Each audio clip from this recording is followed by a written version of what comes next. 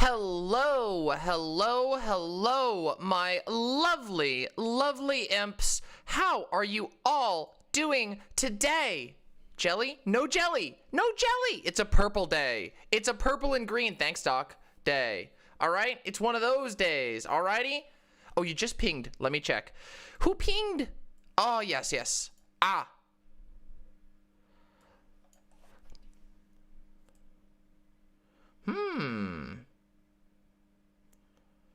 Oh, yes, I did. I will respond to you. Sorry, I didn't make the connection. Apologies.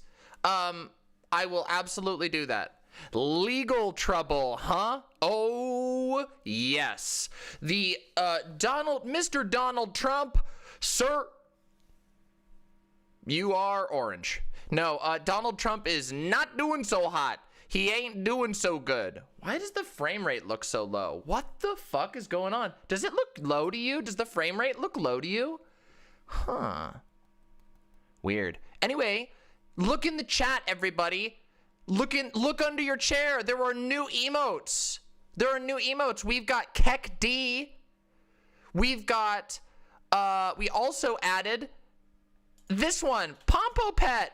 You can pet Pompo now if you're a sub. It's super good, and not that type of sub. Wow, Gayfesh. That will hopefully change over the next few years. Emoluments is really important. Yeah, let me just, how do I do this real quick? Here, I add you. There we go. All right, I added you. Adam, I added you. We will talk very soon. Am I on the upcoming Hippy Dippy? I am not. I don't believe I am on this week's Hippy Dippy. Unfortunately, you could always ask Dylan, is all I'm saying. You could always ask Dylan. But I'm not currently invited. I believe I'm going to be on perhaps on the next one. I'm not 100% sure yet. Yeah. We have a lot to do today because today we are going to be doing, first off, we're going to be talking about some hard, cold politics. We got to talk about where in the world is Donald Trump? Exactly, Joyless Llama. Thank you so much. And then we're going to play some Among Us for a little bit. We're going to take a little politics break and do some Among Us. And then we're going to do the Sam Seder BadFaith pod debate analysis. Because I have heard nothing but amazing things about this. And boy, oh boy, do I want to talk about it. Oh, I'm so excited. I am so very excited. Oh, it's going to be so good. So, I've got my soda here. I got my water here. You all comfy and cozy? Destiny might rage quit or go after Dylan if I'm on that panel. Yeah, probably. I don't care. Yeah, if I'm not on that panel, it's good. If it's too much spice for even Dylan to handle, that's fine. And I understand it because honestly, Jesus Christ. I know a lot of people want there. I know a lot of people want it, but we'll see. We'll see. I might accept. I might accept. We'll see. We'll see.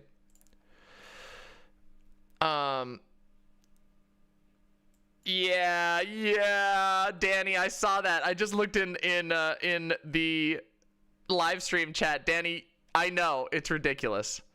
Yeah, so hey everybody, I have an announcement, okay? Yeah, isn't it good, Galen? The Melon Mountain Dew is actually good. It's like almost as good as Baja Blast. Not quite, but it's almost as good. It's really good. It's actually good. It tastes like a slightly sweeter, what are they called? Ramune? Yeah, it's really good. Yeah, that could happen, Gina. That could happen. Yeah. What was I gonna say? Oh yeah, I have an announcement, everyone.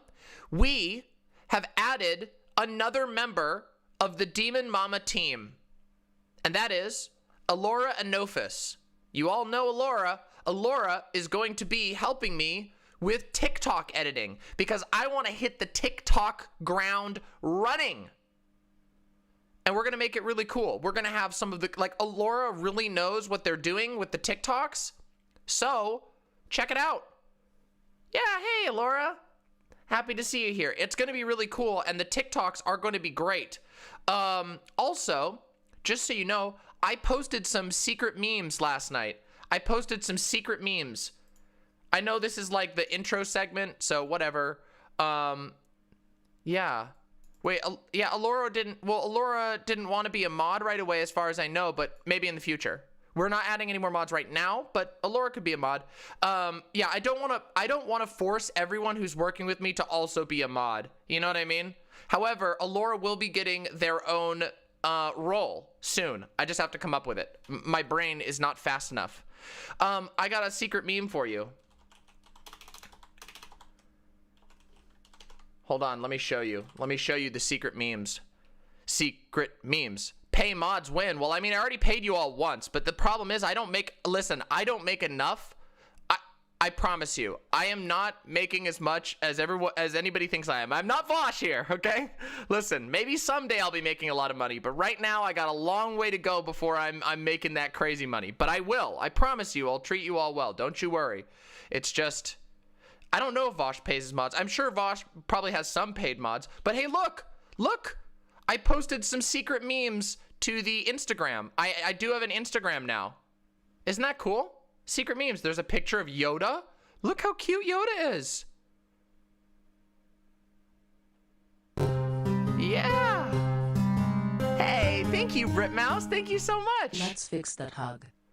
Yeah, and look at this. And here's me. Me too. The pink wug mug is so great. I know, I haven't used it in a couple days. Yeah, I'm gonna Insta. And then I posted this one, when the mama is sus. When the mama is sus. Wait, why did it chop off Pompo? Why did it pop off? That doesn't make no sense. It chopped off Pompo's head. It didn't do that. I didn't see that on the phone. Does it only do that on PC? Oh, it has to be square? Why? I did though. I did upload. It is a sus face expression. It's actually the same one that's used for this. Very nice. It's the same one that's used for very nice. Because of the aesthetic? That's dumb. That's so dumb. Insta cringe? True. Let's check in with YouTube chat. I didn't get to greet YouTube chat like I usually do. Oops, I fucked everything up. That's no surprise though. I always do that. I always goof everything up. Let's check in with YouTube chat real quick. Hi, YouTube chat. Hi, Ivy. Hi, Normal Chris. Hi, May Spitfire. Hi, Fzg. Hi, Jason Sanderson. Hi, Inca and Sensei 3K and Mixer and Ruspandin and Samoski and the Assassinator and Crazy Barks and Aria Mally and Chase Wilson. Now, I love you all very much in a communal way. We have 138 concurrent viewers, which is pog as hell. But can I get some likes? We only have 33 likes. I know, it's so annoying, but please, the likes. I need the likes. The likes are what determines the video in the algorithm because YouTube is weird like that. So if you would, give that a like. We're gonna have a like button on the site to make it more convenient very soon, okay? As soon as we can. Thank you so much. Hey, thank you all so much. Hey, Bricks. All right, I'm going back to site chat now. I want a meme? Yeah, give me the memes. Give me the memes, Penness. Here's a meme to start the stream. Oh, yeah. What's the Instagram? It's right here. Hold on. No, wait, the command didn't work. Oh, shit. Hold on, I'll fix it. Hold on, I'll fix the command. Give me a second here. Give me a second. I'll fix it. I'll fix the command. Give me a sec.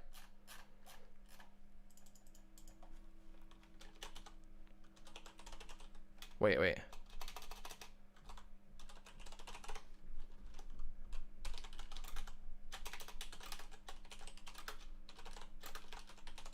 Here we go. I'll get there. Here we are. Blam! There we go. All right, command should work now. The command should work now. Try exclamation Instagram. Did it work? Did it work? Yeah! Look at this. See, we're getting everything done. Bam! God, wasn't last night fun? Sorry if I feel a little tired right now. I ended up doing a 7-hour stream video gaming last night, and it was really fun. Like, we had a really, really good time. Like, a really good time. That game was awesome. We did giveaways. We did all kinds of fun stuff. God, it was so much fun. Oh my God, it was so good. The concept, really like it, Adam. I really like it. I'll definitely be following up with you. Am I going to be talking about the Senate drama? Wait, you mean like the impeachment? 'Cause yes. Yeah, don't worry, Silent. There will be many more gaming streams in the future. Never worry. Never be thee worried. Oh, a lot. We got raided multiple times, Panness. The Twitch days were a wild west of malicious follows and all that. Oh no. Oh God. No, I can't do Jimmy Dore. I can't handle Jimmy Dore. I just can't. I just cannot do it. Jimmy Dore makes me so angry. You know who Jimmy Dore reminds me of, like, the shitty conspiracy uncle who's kind of funny, but you also hate hanging out with him because he's really creepy. You've been arguing with Nosballs today because of his shenanigans? Oh my God. Am I gonna have to talk about it? Am I gonna have to? Yeah, I'm just about to check your meme. Just about to check it. Let's check the meme. Let's do the meme check. Oh, that's not right. Oh no, Penness, I accidentally lost the meme link. Here we go. Hold on, I got it. Dear leftist cucks, you claim to be against monarchy, yet you call ContraPoints your queen. Curious. Indeed. Indeed. Got him. Alimi Gore. Dore is basically a Nosball sympathizer? I don't think so. Listen, I don't think so. Jimmy Dore is just cringe. Jimmy Dore, okay, let me explain something to you.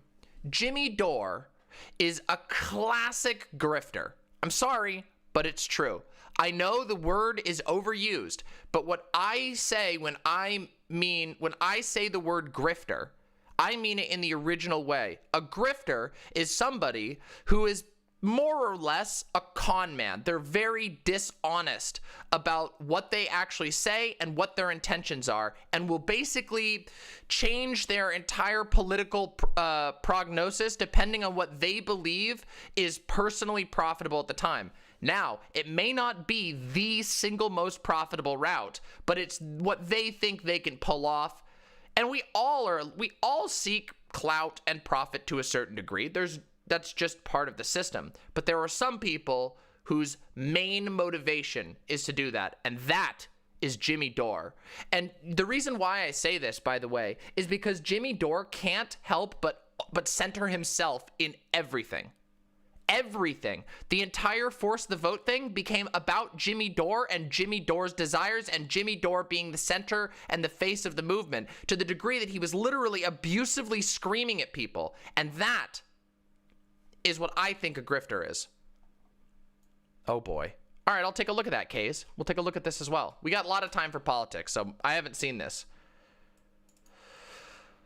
Do grifters usually say what the audience wants to hear rather than expressing one's own belief, or am I getting it wrong? I mean, it can be a bit of both, but usually their beliefs will conveniently align with what they think will be able to make them money. Like, for example, a type of grifter is the QAnon grifter. There are all kinds of QAnon grifters, and these QAnon grifters will basically say anything as long as it guarantees that the deranged QAnon boomers will keep giving them money for merchandise or clicks or whatever. It's usually not just for clicks. It's usually there's some kind of product that's attached.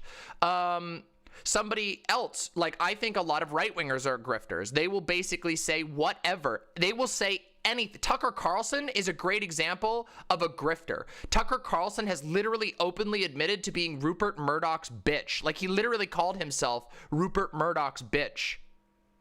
Yeah. And the reason why is because he will do anything because it will guarantee a paycheck from Rupert Murdoch. Doesn't matter whether he believes it or whether he thinks it's good. He'll just, yeah. A false prophet with a dash of some truth to what their beliefs are? Sometimes. Blair White isn't a grifter. Blair White, in my opinion, is a desperate and terrified individual who cannot admit that. Yeah. Well, hey, Rupert Grint is named Rupert, and Rupert Grint is cool, right? Trans ally and all kinds of stuff. Typical characteristic of a grifter is cognitive dissonance? Not necessarily, believe it or not. I think that a lot of grifters know what they're doing and just don't give a shit. When I think of a grifter, I think of like the snake oil salesman or the traveling preacher. You know what I mean? Who are like, step right up. We've got miracle cures right here. Miracle cures. You want yours in Tulsi Gabbard flavor? Here's your Tulsi Gabbard. What about force the vote? Make sure you get your Jimmy Dore branded force the vote bottle. That sort of thing. Huey Long. Nibiru, you're a liberal. It's okay. We'll get you someday. Don't you worry. You think of Kenneth Copeland? Kenneth Copeland is more than just a grifter, though. Kenneth Copeland is a cult leader, like unironically.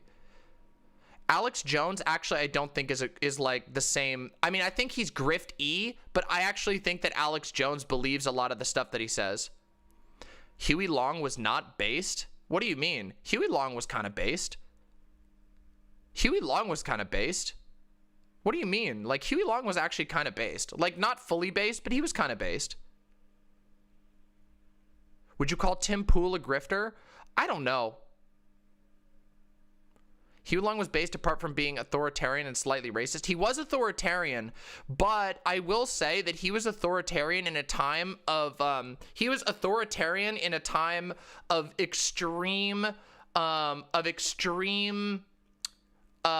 like an extreme time.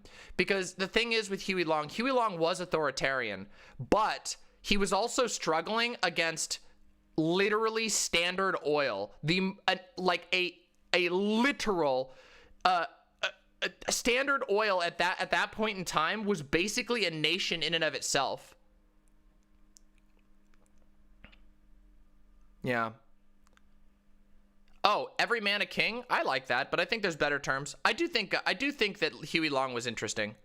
Long was even a segregationist who had no interest in breaking down Jim Crow and was happy to race bait when it brought him votes. He used intimidation and an us versus them kind of style to get people on his side while using force on political rivals with weapons. But a greedy boy, that's not true. First of all, he wasn't a segregationist. That's not true. It's not true that he was a segregationist. That isn't true from what I've found. He was not a segregationist at all. In fact, he talked about it multiple times that he hated that. And in fact, at the time, he was very, very well liked by black residents of the state. And also he did use an us versus them kind of style and used political force on his rivals with weapons. Those rivals being the KKK. That was the notable time that he used violence against enemies. And that was when he literally had a personal army go and block the entrance of the KKK into the state. Yeah. A grifter is someone who doesn't sincerely believe the views that they are peddling and has nothing to do with their politics. Yes. Hey, that's kind of cool. Christian socialism and Christian communism can be very interesting. Jordan Peterson is a grifter? Yes. Jordan Peterson is a grifter. Yes, I agree. There's a couple of good documentaries on it. A Greedy Boy about Huey Long. Huey Long is an interesting figure because I don't think he really had like he was a very selfish person in certain ways. However, he also had a lot of principles. Oh, we'll see you soon, Illa Divine. Don't worry, we'll still be going when you come back. Yep. Yeah, he did. He's a complete fraud, in my opinion. But Huey Long was not really a leftist, but he did have an understanding of class. And Jesse Lee Peterson, I don't think Jesse Lee Peterson is a grifter. I think Jesse Lee Peterson is just out there. I think he just doesn't, I don't know. Like, it's wild. I think he, like, has some really, really, really deeply, brainworms. Brainworms is the best way to describe it. He has some really, really weird indoctrination, and he sticks to that. Now, maybe everyone who works on his team are grifters, but it's all right. Huey Long sounds like a Gravity Falls character. Yeah, I could see that. Huey Long is really interesting, actually. I find Huey Long to be really, really interesting. Do I love black people? Yes, I do, of course. Huey Long. Oh, yeah, Huey Long is really, really interesting. Huey Long, again, hated Nazis, by the way. Hated Hitler. Absolutely despised Nazis. Like, as in multiple times on the record, talked about how he thought Nazis were the biggest pieces of shit in the world, which is pretty cool. But, yeah, was he problematic? Absolutely. Was he corrupt? Oh, 100%. Huey Long was totally corrupt. The guy literally had a money locker where he would what's the term? He would censure the wages of everybody on his staff. Every single person who worked for him would take a pay cut, and he would put it into this community chest that he would use to ensure that he could maintain political power. And he would guarantee those people jobs and stuff. But yeah, like literally. Oh yeah, and by the way, when he died, no one ever found the money. No one ever found Huey Long's money. It just disappeared when he died. All gone. And it was like equivalent of millions of dollars. Yeah, no one ever found his money. Or at least as far as I know, as of the last documentary I watched. I think it was a Ken Burns documentary on it. Yeah. Yeah. Also, hey, thank you so much, Bella the Little. Thank you. I love listening to you while I play ukulele. That sounds amazing, and I'm very happy to hear that. Thank you so much for the tier 1 sub. Yeah, he was. Oh, when he died, he was killed. He was assassinated, by the way. Yeah, there's a buried lockbox in the bayou with thousands of dollars. No joke. No joke. There probably is. Really fun fact about Huey Long. Huey Long, once when he became the governor, he wanted to build a new state house. No, I haven't. Is it good? But he wanted to build a new state house, and he had opposition from a political opponent who wouldn't approve the funds. And so what he did was he drilled a hole in the ceiling, like a huge hole in the ceiling over his political opponent's desk, so that every time it rained, the water would drip down onto his desk and ruin all of his papers. And eventually this annoyed the guy so much. Oh, and then he forbidded him from moving his desk, by the way. So he forbidded him from moving the desk, and the water would drip onto his political opponent's desk. And it made the guy so miserable that finally he just said, fuck it, we'll build a new state house then, you win. No joke. That's the kind of stuff that Huey Long would do. Yeah, Huey Long was an incredibly petty and corrupt individual, but he also lifted his state, the people of his state, out of poverty, and he also successfully grabbed Standard Oil by the balls and squeezed. Like, no joke. This guy kicked Standard Oil's ass, and that is a huge deal at the time. Huge deal at the time. Like, because Standard Oil, you got to imagine, was the biggest oil company in America, the biggest oil company in the world at that time. It commanded more power than most nations on the planet, and he fought against him. Yeah. I would say Pandess more like lawful evil.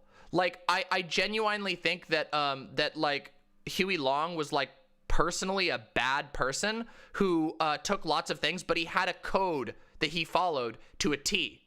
And that was that he wanted to be powerful, but while he was powerful, he would empower the people of his state. And that's what he did. And nothing else mattered.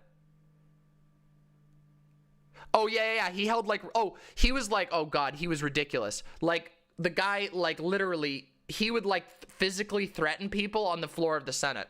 Like, Huey Long was wild. Like, absolutely wild. All right, I'll take a look at this, Random Joey. What is this? What is this? I'll take a look off stream. All right. Oh yeah, I gotta open up my new notes for the day.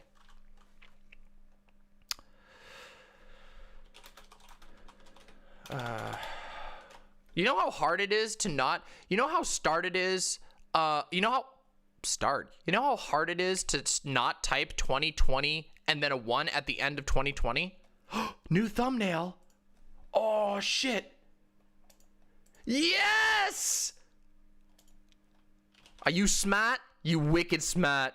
Wicked smart. This is so good. Pog, Gina. This is so pog. Oh my god, it's so good. I love it. Oh my god, it's so good. Holy moly. 10 out of 10, Gina. That's an awesome thumbnail.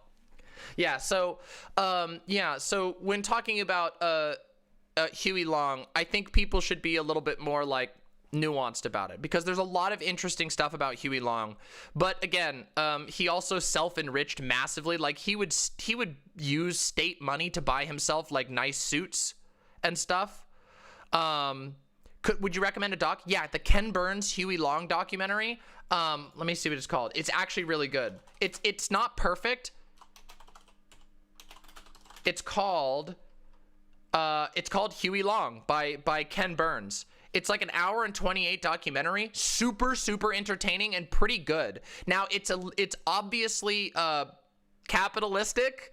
Like they in the Ken Burns documentary, they interview a bunch of people, like a bunch of Southern aristocrats, who basically talk about him being a fascist and a Nazi, even though he's not a fascist, because they like dig the shit out of him. They're like, oh, he was so corrupt. These being people who literally owned plantations. Like, it's ridiculous. But that part, minus the bouginess of it, it's still a really good documentary, and you can tell by the way that Ken Burns approaches it that it's really good. Yeah, literally, I do declare. There is a lady who literally talks just like that. She's like, I do declare that Huey Long was some kind of a fascist.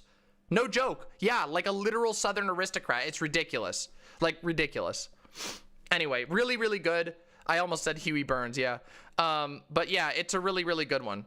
Yeah, it's a really good documentary. Maybe we'll watch. You know what? Maybe we'll watch it for a mod night or something. That might be fun. It's really good.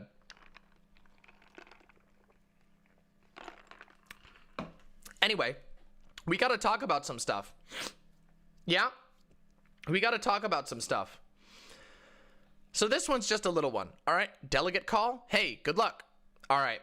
Let's talk about some motherfucking politics, all right? Because I got one right here for you. I think it's on YouTube for like $3. I think you can watch it on YouTube for like $3. Yeah. Anyway, let's talk about some politics, eh? We got politics. News from this morning. Breaking news.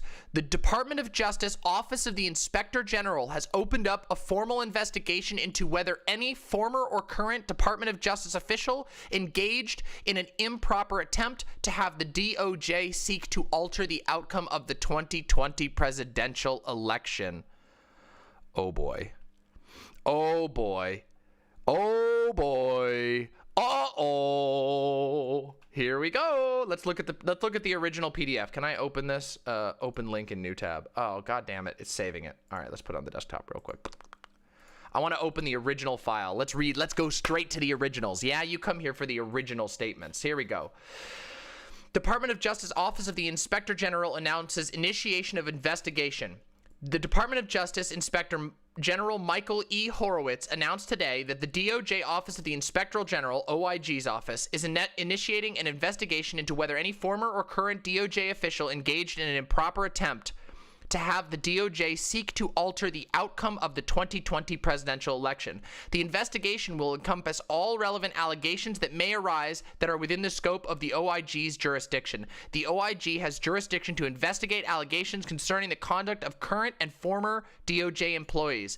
The OIG's jurisdiction does not extend to allegations against other government officials. The OIG is making the statement consistent with DOJ policy to reassure the public that an appropriate agency is investigating these allegations. Consistent with OIG policy, we will not comment further on the investigation until it is complete. When our investigation is concluded, we will proceed with our usual process for releasing our findings publicly in accordance with relevant laws and DOJ and OIG policies. So what does this mean? Bill Barr, my boy. Oh, Bill Barr in the crosshairs of the OIG. That's what this means. This means that They're going hard. Could mean that. Yeah, Bill Barr might be going to Barrizon. We'll see. But we know how involved Bill Barr was with the process. Now, here's the thing. If the Dems and, any remaining functioning institutions so decide, they can choose to go after a lot of the people involved in Donald Trump's administration, because as we know, these people staked everything on Donald Trump. They really went hog wild.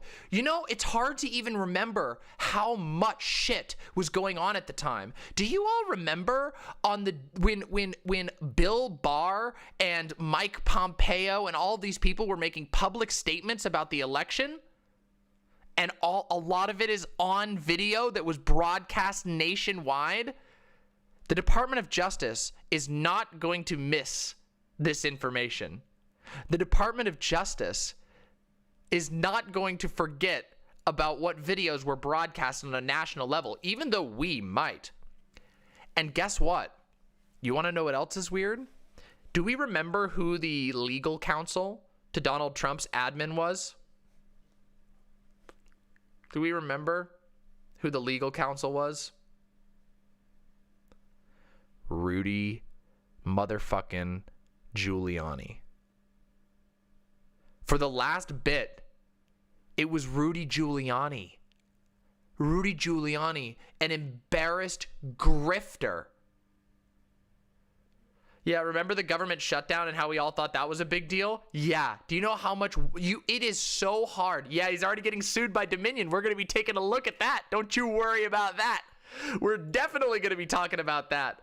Hoo boy. Yes, he is. Oh, he is getting mega sued. Oh God. I actually have this link. I needed to grab this link. It's right here. Where's the link? Yeah, here we go. This is the one. Let's go into that, because now that we've got we got the statement. We'll find out more in the future from the OIG. We'll be keeping an eye on this story, I'm very sure. Don't you worry about that. But for now, we just got to wait and see what they discover, which, you all know. Remember, this last year, do you all remember 2020? Those of you who watch my channel, holy shit. Do you realize that you watched a lot of this stuff unfold in real time? And that there is literal evidence that could be used against these people that was broadcast on this very stream, because they were so careless and so sure of themselves that they just plowed through every legal precedent imagined and hoped that Donald Trump would win so they wouldn't be in trouble. That's gonna sting. That's gonna sting a little bit. Let's be honest. That might come back to bite him. Just a tiny bit. Just a tiny bit. Yikers. And remember when we sat through watching all of the absolute unhinged nonsense that Sidney Powell and Rudy Giuliani were saying to the national news, and they were representing Donald Trump and the Trump admin as lawyers? Oh God. And do you remember when Rudy Giuliani was at the day of the coup giving a speech and literally said, let's have a trial by combat? And then proceeded to help peddle a conspiracy theory so ridiculous that everyone involved in alleging it is now being sued by Dominion Voting? I know, it's hard to remember some of this. Are some conservatives going to burn tonight? Maybe not tonight, but in the near future. Let's take a look at this. Now, this is boring legal documents, but this is the document that was filed. This is hosted, by the way, this is hosted by Axios, just so you know. So this is like an official document. U.S. Dominion Incorporated, Dominion Voting Systems, and Dominion Votings Corporation. Plaintiffs versus Rudolph Giuliani. They are literally directly suing Rudy Giuliani. During a court hearing contesting the results of the 2020 election in Pennsylvania, Rudy Giuliani admitted that the Trump campaign doesn't plead fraud, and this is not a fraud case, although he was unwilling to make a false election fraud cases about claims about Dominion and its voting machines in a court of law because he knew those allegations are false. He and his allies manufactured and disseminated the big lie. Do you realize how much you fucked up when a corporation in its legal documents is willing to cite Adolf Hitler? Holy shit, you have fucked up. You have fucked up. You have motherfucking fucked up. Yeah, this is a reference. This is a reference to a quote by Adolf. Okay, maybe you guys don't know this quote. Here, let me give you the quote.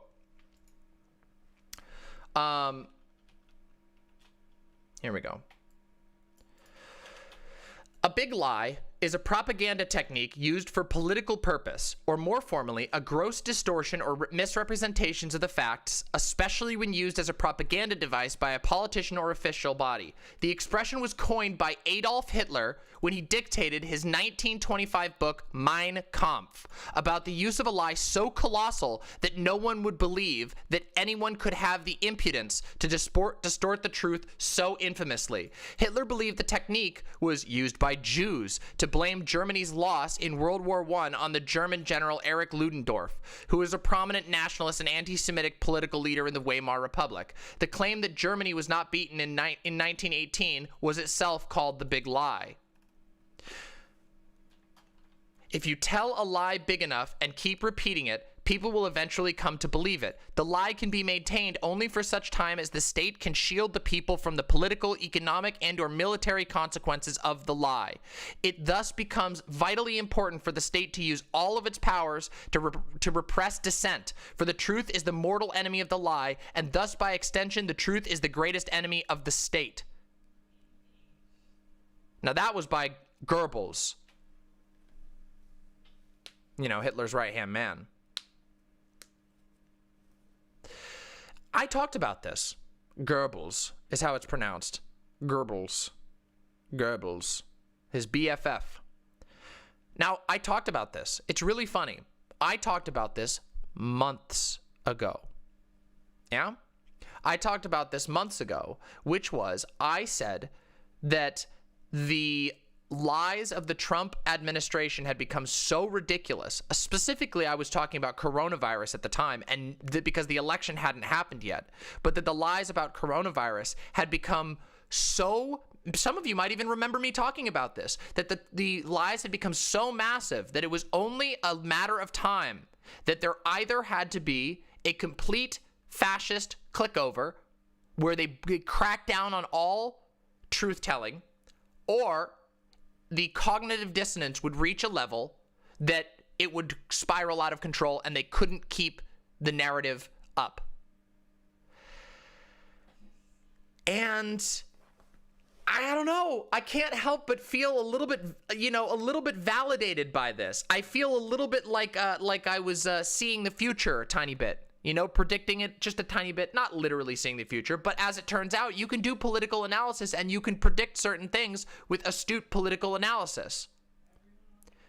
And the fact of the matter is that this is the way that fascists work. They need huge lies because, remember, fascists don't just believe that America is good or anything like that. They believe that America is invincible, that America is God's chosen country. That's how nationalism is. It is a secularized religion, and sometimes it's not even secularized. Sometimes it literally just bleeds over. But it is. That nationalism is a secularized religion. You believe in the holy nature of the state, in an imagined glorious past that never actually happened, and those lies have to be perpetuated. And sometimes, in order to maintain control, it requires denying reality to such a degree that it is impossible to sustain. For example, like trying to downplay a virus that has killed 400,000 Americans now. And they tried to say they kept lying. It's going to go away. It's nothing worse than a flu. And everybody knows it now. And even those who are still denying it to this day have just siloed themselves off. The vast majority of people know that this was all a lie. So, to tie this back around, the fact that a corporation is willing to quote Adolf Hitler in their case against Rudy Giuliani is not a very good sign for Mr. Giuliani. Needless to say, I think that there is a reasonable chance that Rudy Giuliani will die penniless and disgraced. I think that's very possible. And I wouldn't have thought that was possible if Donald Trump won, because Donald Trump would have just pardoned him. But I don't think he's going to get pardoned. They're suing the spray thank you very much. Off Rudy. True, they're suing it right off him. He won't even be able to afford spray hair. Thank you so much. Thank you so very much, James Mitchell. Thank you so very much. Yeah. What? Why are you giving yourself the chud roll? Oh, you're testing it. Okay. Do I think the Patriot MAGA party could tear the GOP's base voters in half? Yes. And that is a very good thing for the left. We have a troll in YouTube chat. Hey, do we have any mods for YouTube chat? If there's anybody who could mod YouTube chat, that'd be great right now. I don't know if we have a mod in YouTube chat right now. Oh, I know this person. I've seen this person in my comments. They're obsessed. Yeah, just mute them. Just mute them off the channel. Goofballs. They're pathetic. You think that the Patriot Party will only bring Dems to the right. Why do you think that? What reasons do you have for thinking that? I don't think the Patriot Party will bring any Dems to the right. None. None. The Patriot Party is going to purely be... Oh, thank you. This is not really a mug. This is like a hospital drink cup that I kept because it's super high quality and also helps me know how much I'm drinking. It's just going to be a fascist party. Yeah, it's just the Trump cult. It's a rebrand for the Trump cult. Remember? Okay, well, that's not actually a good example. I was going to say the Patriots not win, but that's probably literally a government honeypot. So, well, okay, Somniostatic. Let's talk about that a little bit because Scientology is, I mean, it is a cult. And the thing is that, like, everyone doesn't necessarily know that they're ridiculous. Cults flourish on information control, like crazy information control. And then the second thing that they flourish on is being able to make people dependent on them. You understand? So Scientology, one of the things that, now I've done a lot of research on Scientology, but Scientology they do so much to make you dependent on the church, socially, financially, familially even, to the degree that they literally control how many children you can have. If you're an advanced member in the church, you're controlled in whether you have children or not by the church. They have to give you permission, and your child will be brought up in the church. I'm wrong? About what? It will either be a totally irrelevant party or split the GOP, giving establishment gems no reason to... No, I don't think so. That's only for the Sea Org. No. Yes, that part is true for Sea Org, but okay. Yes. But the Sea Org is how they filter people in. Okay, so the Sea Org is their most extreme portion. Yes. Absolutely. But Scientology as a whole functions like what's the term? There's a term for this. It's called it's in like con stuff. Like when you're conning somebody, like con artists. There's a con artist tactic that's called, I can't remember what it's called, but it's like filtering. Basically what you do is you have a huge group of people and you find out which ones are the most likely to which ones are most vulnerable to your tactics, and you pull them in a little closer. And then you try a couple little things, and you find the ones that are closer, and you bring those ones in. Yes, picking a mark. Yes, it's how you pick a mark. And they do that. The Sea Org are the people who are most vulnerable and most able to be pulled into the closest, and then you can't get out. Or it's very, very hard. And I do agree with you, Galen. Yes, the things I'm talking about are mostly with the Sea Org and other extreme. Yes, yeah, exactly. Base level, even up through the entirety of the bridge, they don't control the amount of kids you have. Yeah, I know. Like, if you're just a base level member, they don't do that. Patriot is pretty much a synonym for neo-Nazi now. I don't disagree, Seas of Cheese. Also, thank you very much for the $10. I don't disagree with you on that. I know I know they don't do that on everyday members, but they do that in their most devoted members. And the cult parts that we most recognize about Scientology are those inner parts. That's what I'm saying. And that's the thing about this whole Trump cult thing.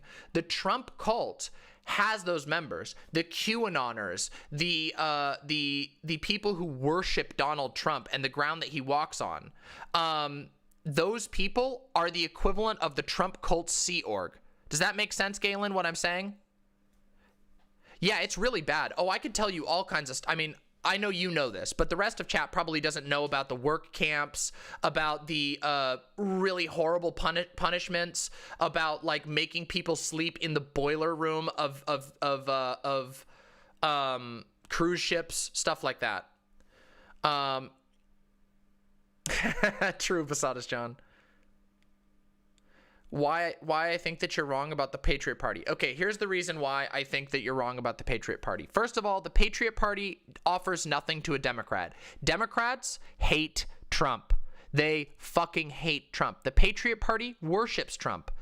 The Patriot Party, if they're going to pull from anywhere, they're going to pull disaffected voters who are vulnerable to cult thinking, which is any cult can do that, and they are going to pull from Republicans, from everyday Republicans who are vulnerable to falling into the Trump cult. Those are the people who are going to be pulled in to the Patriot Party. The Patriot Party is at odds with basically everyone. Basically, they have no allies. They have no political allies. Everyone hates them. The GOP establishment people hate them. The left hates them. Democrats hate them. Everyday Americans apparently hate them as well because Donald Trump's polling is horrible. It's abhorrent. It's rotten. He can't poll to save his fucking ass. And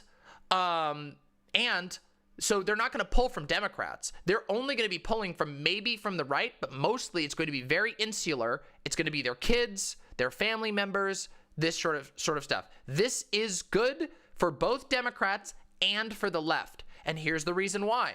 Because it's a schism in the GOP. And this is simple math. The GOP is mathematically smaller than the DNC.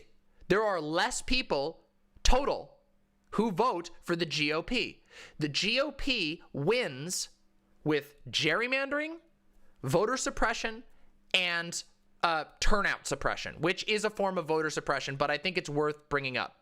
The GOP wins when they can successfully convince people to not go vote at all, or when they can prevent people from voting through legal bullshit, or when they can leverage districts so that they look like Onyx from Pokemon, so that you can hide all of the votes that you want in a specific district in order to game the Electoral College or other district-based voting systems. Yes, like Dan Crenshaw is one of the best examples.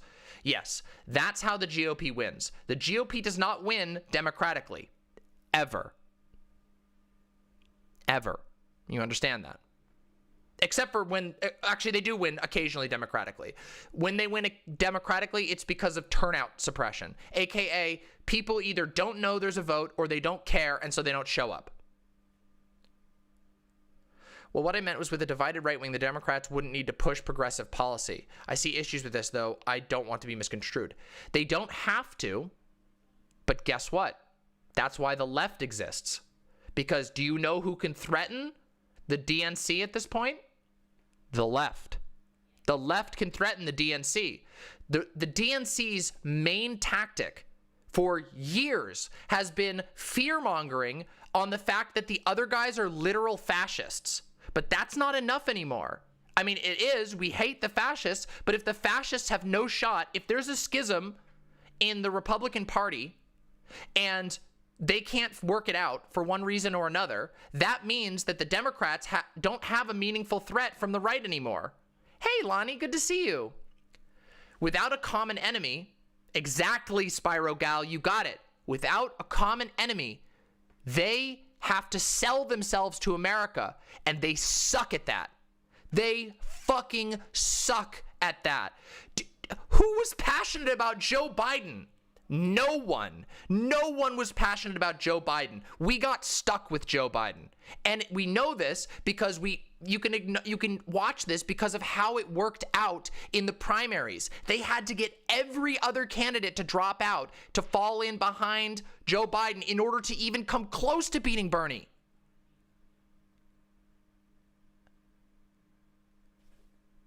This is what I'm saying. It was a little bit of a side thing, Corvus Crux. Maybe we'll talk about it. Except Warren, but Warren failed. Warren failed. Well, the K crew love Biden because Biden picked Kamala.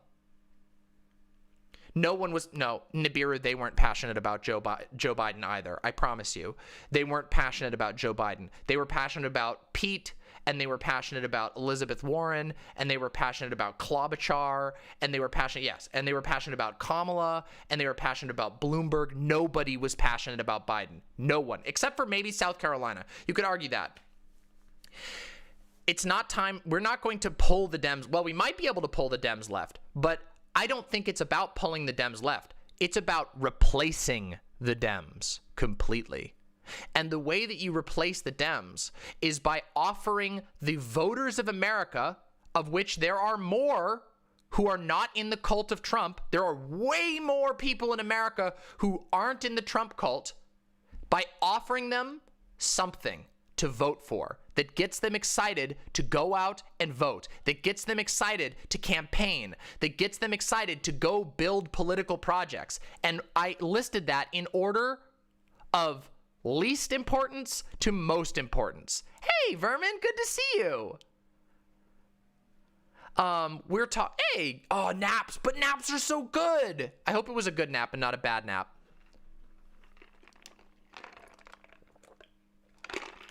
So do you see what I'm saying? Do you think we do this through pre-existing parties or through our own explicitly communist party? That's really complicated, and that's going to depend on what we accomplish in the coming years. I don't think, well, right now, third parties are not viable at all. They're not viable at all. First past the post makes third parties mathematically non-viable. However,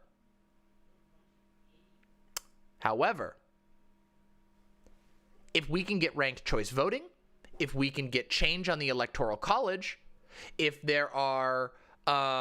we can push through any types of voting reform, that might change. It might change.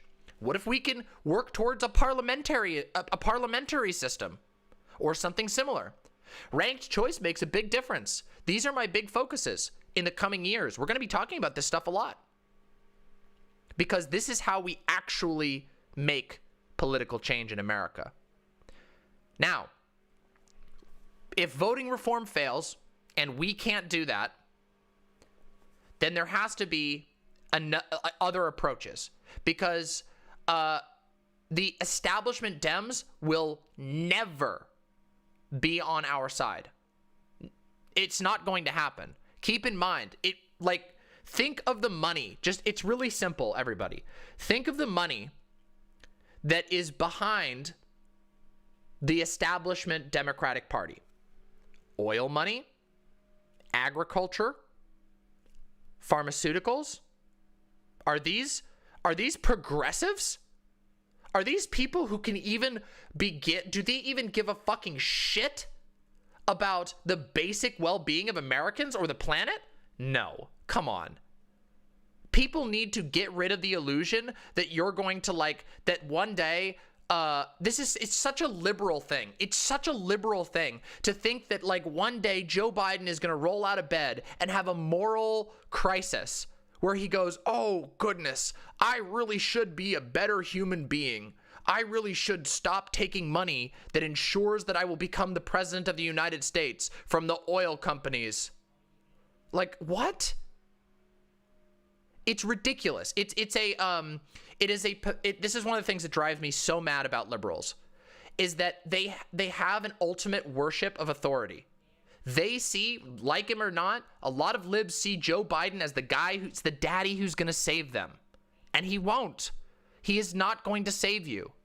Joe Biden might do some things that by chance benefit you, but he will never be the one to save you, and he will never be the one to save the poor and the needy in America. It's just not going to happen.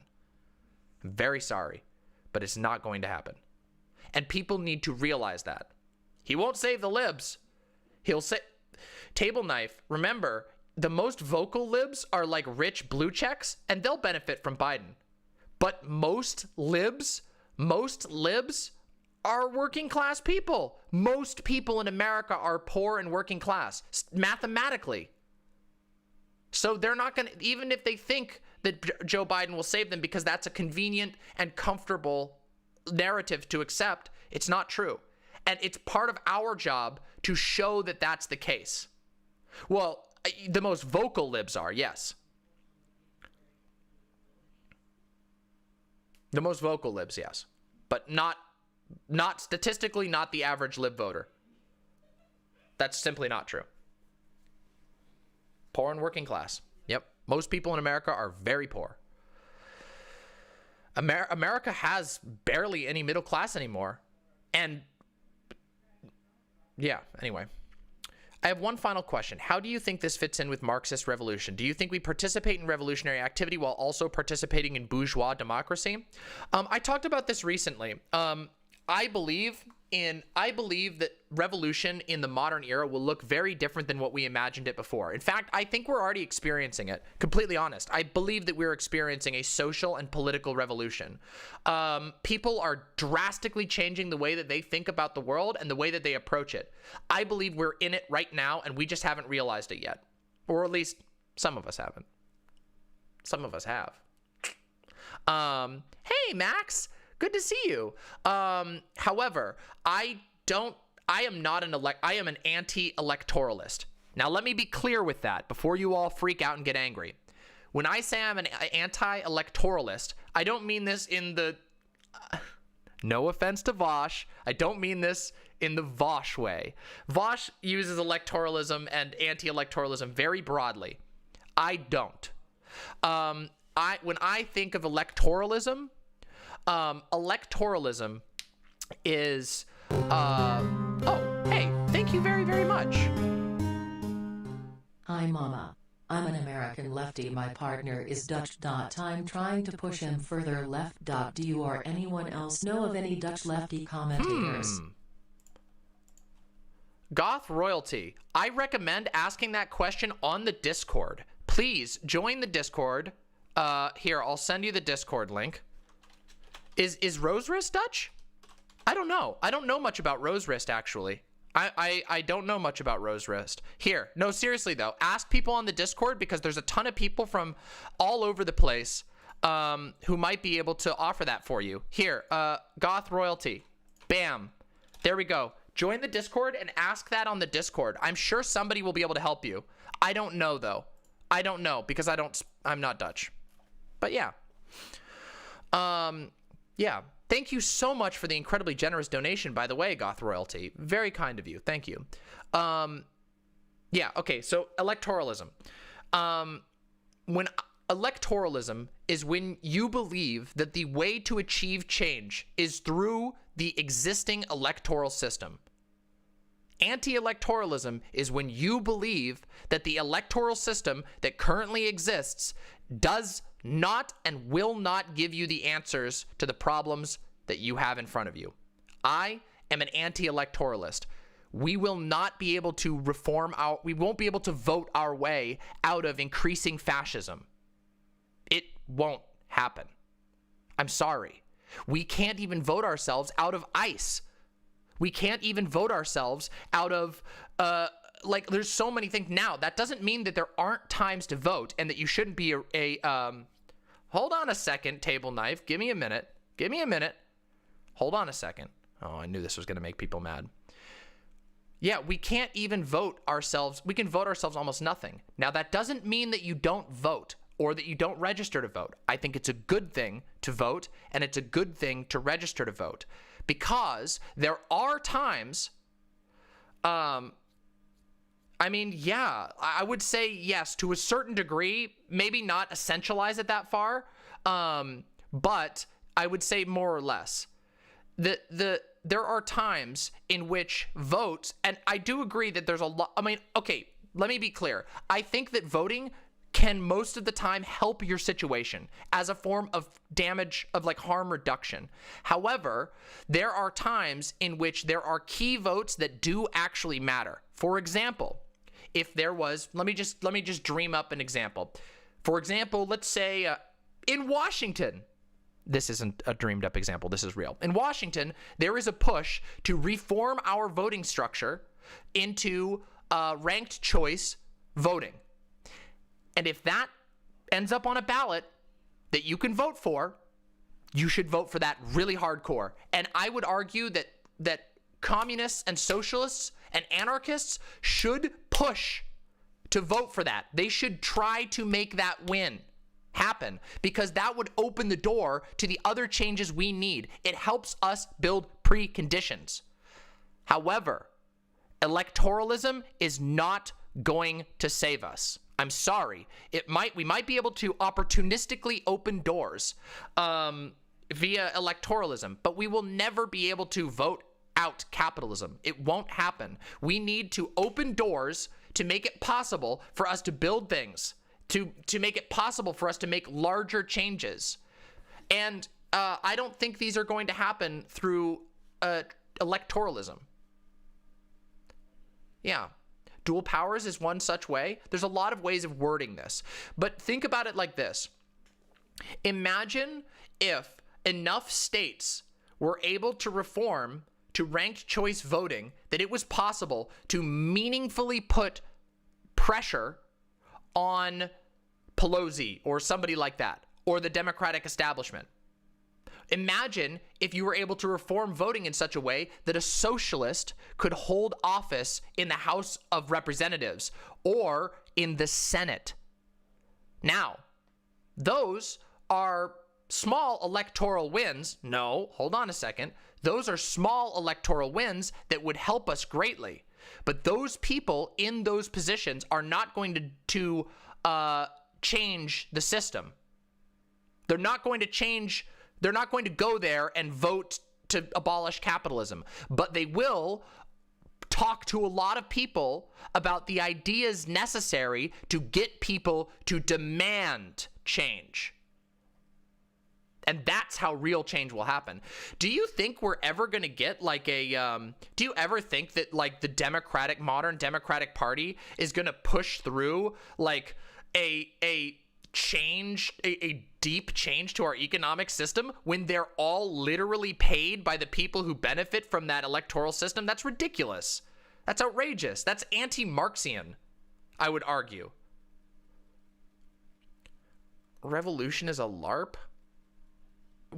There are many types of revolution. Table knife. Oh, hold on. Okay.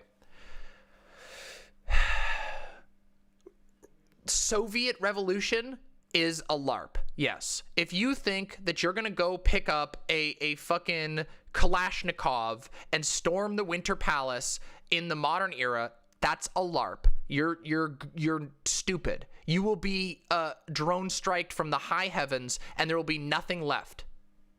Okay? Those things are not, that is a fantasy. Now, you might have fun playing that in your D&D game. You might have fun playing a video game about that. But that is not going to happen in the modern era. It's just not. It can't.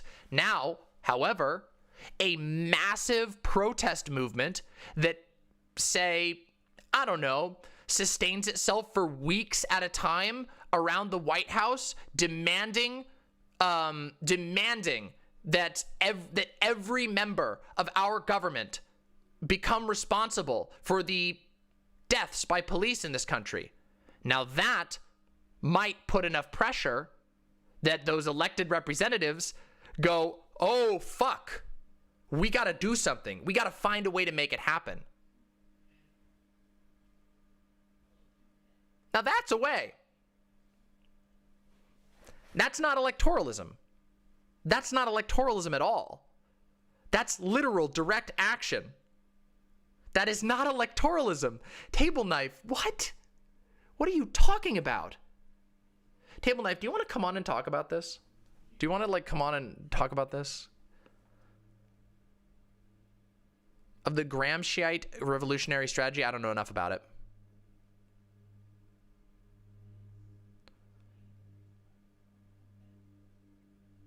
That's not electoralism. It is not electoralism to literally march on the capital of your country, stand there, making their lives hell for days until you force them to act out of the interest of the corporations they normally serve because they want to quell the anger. That's not electoralism. That's the opposite. Okay, all right, table knife. Let's talk about this. I think we can resolve this. Hello, table knife. Hello. Hello? I can't hear you. Hello? Hi. Hi, can you hear me? Can you hear me or no? Can't hear you now. Sorry about that. Just muted stream. No, you're good. Pronouns? He, him. Okay, just wanted to make sure. All right. Let me get No you on problem. here. All right. So, I think we might be operating on different definitions of electoralism. Why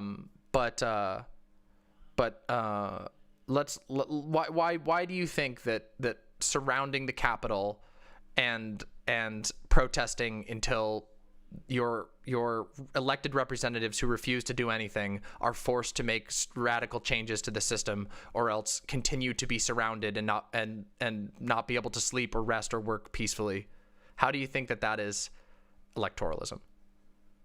You're still putting faith in your elected representatives. That's like, by definition, electoralism. You're putting your faith into the government to force a change, even if the means of doing so are through basically calling in.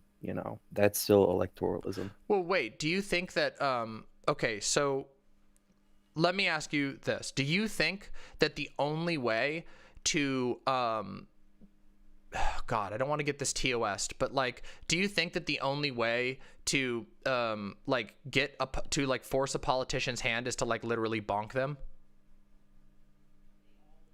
Because I would argue that like politicians right now, electoralism would be, okay, in 4 years you vote for the budget amendment, and then that will go up to your representative. Your representative will take it to the House of Representatives, and then they'll pitch it, and then it'll get shot down or blocked by Mitch McConnell.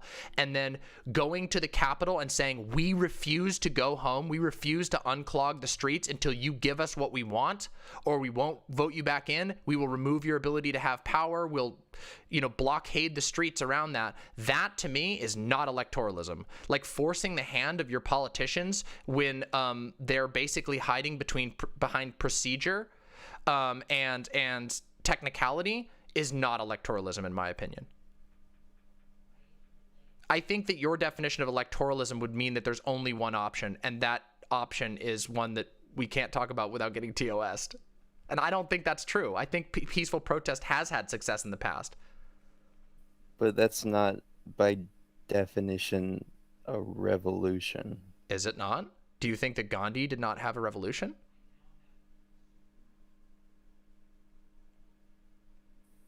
I think it's a little bit more complex than that. Do you think that the civil rights movement wasn't revolutionary? 'Cause I think it was. Was he working in the means of the system? Was MLK No. I mean, again, MLK literally blockaded Washington and said, we will not leave until you give us what we want. Damn the rules. Find a way to make it happen. And they did, because they were scared of the results. Not that they were going to be killed, but they were scared of the fact that, oh my God, we're going to have every African-American person in America standing on our doorsteps, shouting at us and jeering at us and hating us and saying bad things about us all day for the rest of our lives if we don't give them what they want. The difference for MLK, though, is the fact that at the state level, segregation was no longer implemented statewide, Okay. meaning that some states no longer had segregation where others didn't. Man, and that doesn't change the. Done. Sorry, go ahead. It's that path forward. It's saying that these other states have, provided an example of what should be, they're setting an example for other states, and that's what led to the amendments coming in place saying this is our right and we should not have it abolished. States have already proven it to be true, so why wouldn't we want it throughout our country? I mean, I don't think that affects the argument at all. Whether whether certain things have happened elsewhere. I mean, that was inside the U.S. state. That was done through electoralism. Yeah, but okay, certain ones were, but there are certain things again, I believe there are some electoral victories that can be won, but certain ones are not going to be able to, and some of those are going to have to be from non-electoral results. A protest on the Capitol that results in a level of pressure that forces politicians to make a change, in my opinion, is not the same as like passing up a vote through all the special legal channels and waiting and seeing and then voting again 4 years later. Those aren't the same. Like, these are like, this is the core debate about electoralism versus anti-electoralism is how well the electoral system functions. And my argument is that it doesn't function at all. And therefore, it does function at certain times, but very, very limited. And it's mostly used to waste everyone's time and keep people waiting for help. And that if you go and you pressure and you make your voice literally heard, with your voice, that you can actually make these people move past the institutional excuses that they have for not giving you what you desire. Now, I recognize there are some people who literally believe that the only answer is a violent answer, but I don't believe that's the case. I don't believe that the only way to force someone's hand is through violence. I think that you can make enough noise, like, in so many ways.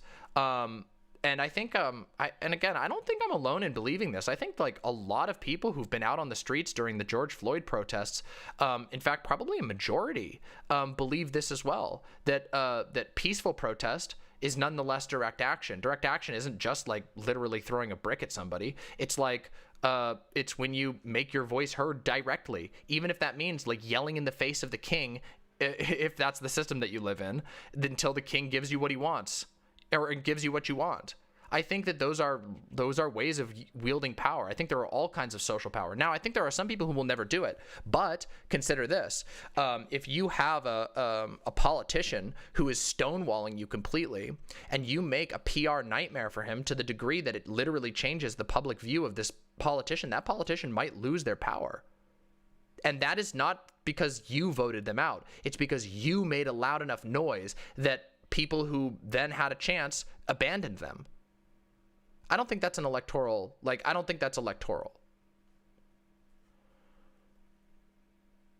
Makes sense? Yeah. So the protests, especially nowadays, the main point is to stop the manufacturing of consent in the media. It's to break system of media which is already introduced, and that is an existing system. Well, it's not just that. Yeah, no, it's pretty much just that. That's how BLM got such good approval ratings, was through the media constantly talking about the protests over the summer. That's how this happens. This happens through breaking the manufactured consent of the media system. That's I mean, I think that's a big part of it. Yeah, I don't think it's the only purpose, but yeah, I do think it's a big part of it. And so what?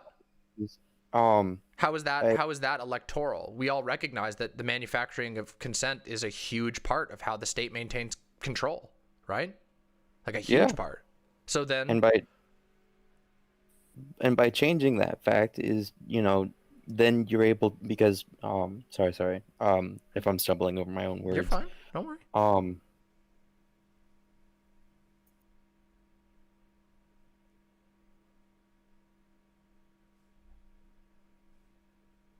You good?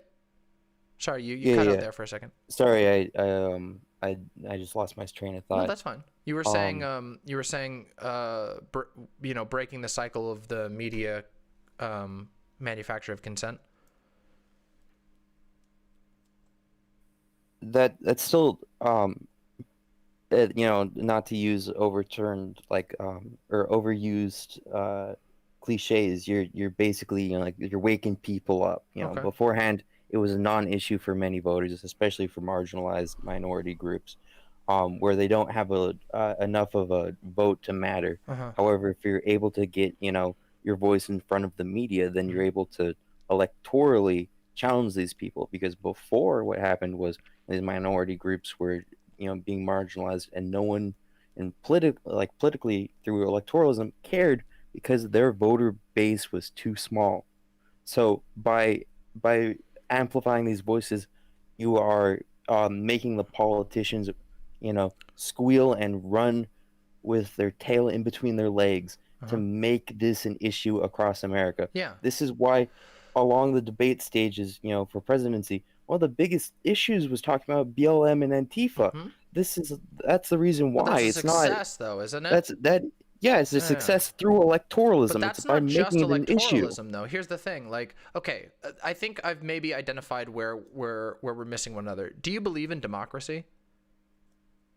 Of course. Okay, so if you believe in democracy, then there is an electoral system that you believe can function correctly, or maybe not an electoral system but there's some sort of democratic system that you believe in, right? You don't believe there should be no system of society whatsoever, right? To a degree. Okay. Like, there's obviously some systems which it's very difficult to imagine without. However, other systems, it's very visible to be able to see that, it's not necessary. Like, well, okay. So, like, when I think about electoralism, I think about it in regard to what exists now, because I think that's what matters. Like, I don't believe that, like, for example, in a like anarcho-syndicalist society, I don't believe I would be an anti-electoralist anymore, because at that point the system would have changed to the degree that it doesn't resemble what we are talking about now. I would believe that, hey, we've built a much better society, and there's probably really good ways in which we can more accurately express ourselves through whatever system we have set up. And what I'm saying is that changing the system right now sometimes means applying pressure in such a way that people are willing to do changes that they otherwise wouldn't have, which can fundamentally change the system and the way that it works. I don't think that's electoralist. I don't think it's electoralist to say, hey, we should pressure these politicians and give them, one way or another, publicly, politically, or otherwise, no choice but to listen to the desires of the people who are making the demands.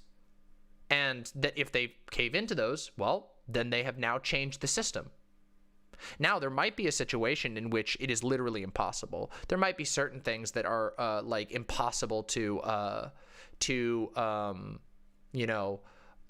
resolve peacefully. I do believe that there are some things that cannot be resolved peacefully. But I don't know what those things exactly are, and it's not really in a video game, of course. Well, I mean, no. I mean, I don't even think we need to say in a video game. I think that there are some things that are, I mean, I don't think it would have been possible to resolve, like, World War II peacefully. Like, especially if you were a European. Like, if you're, like, French, like, how are you going to resolve, like, an encroaching fascist nation peacefully? You can't. It's not possible. You have to fight back to something like that. Now, I don't know. There are probably certain circumstances in which that's the case here in the United States, but I think in general, we can do these things because we live in a state that is so focused on media, that's so cultural, especially now in the age of the internet. Like the way people act and what they demand and the social pressures and the cultural pressures they apply are more important than ever. And that means I think that peaceful protest is actually incredibly effective for getting these changes through, changes that can't be voted on because they won't let you vote on them. You know what I mean? It's not about you doing your civic duty and clocking in and pressing the buttons that they let you vote for. It's about saying, no, you're not even putting this on the ballot. So we're going to take it straight to Washington. We're going to go to Washington and we're going to stand outside your office and shout at you until you make it possible, either until you quit your job and somebody else takes your place who's willing to listen to us, or you put the thing that we want on the floor. And then if anybody votes that down, we'll go protest them too until you make them make the change that you need. I don't think that's electoralism. Now, depends on how far you go. If you're like a hardcore, if you're really into the Soviet aesthetics, maybe you think that we should just skip that first step and just, bring out the Kalashnikovs. But that's not my approach. And I don't think that it's electoralism to say that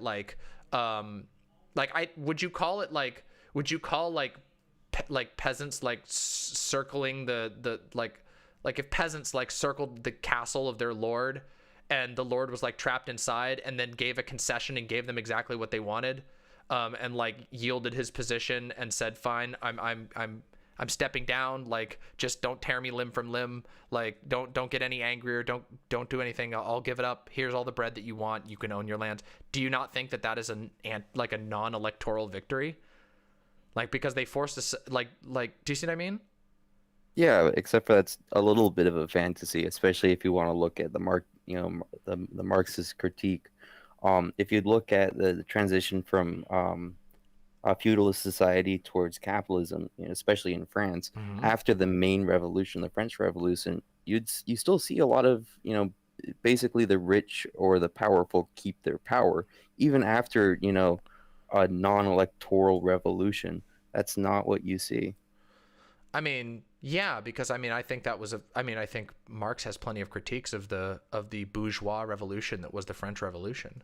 The French Revolution didn't even aim to remove the economic power of most of the elites. They just removed some of their political power. You know what I mean? The nobles oftentimes just maintained their economic power and were just stripped of basically titles. And I don't advocate for that type of change. If we're going to go in, not always, there might be times where some small changes like that are valuable and important, but I would argue that we need to push harder than that. We need to push for meaningful changes that are systemic, and those are hard. And I think there might be... Demonic Mother. Pepe, when is the next season of America going to start? It already has, Eurus. Thank you. Thank you very much. But I think that... I think that there may perhaps in the future be some irreconcilable issues. I think that I don't know. I think we came pretty goddamn close with Donald Trump. If Donald Trump had succeeded in preventing the Democratic vote from going through, I think that we're at a point where there's no other choice but to sort of fight. And that sucks. But I would like to avoid that as much as possible, because that's not a nice outcome. And it's not a nice outcome. It's a horrible outcome that mostly harms marginalized people.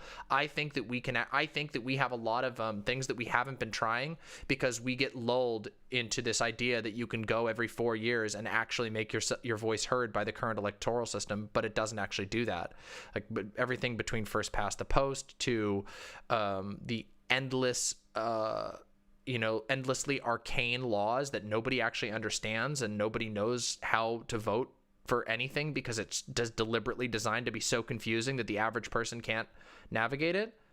I think we can make changes to those things that would be very major, but I think they're going to have to take action from people being willing to say, no, I'm not going to wait and vote in 4 years. I'm going to go protest outside of my governor's house today, and we're going to make them mad until they give us what we need.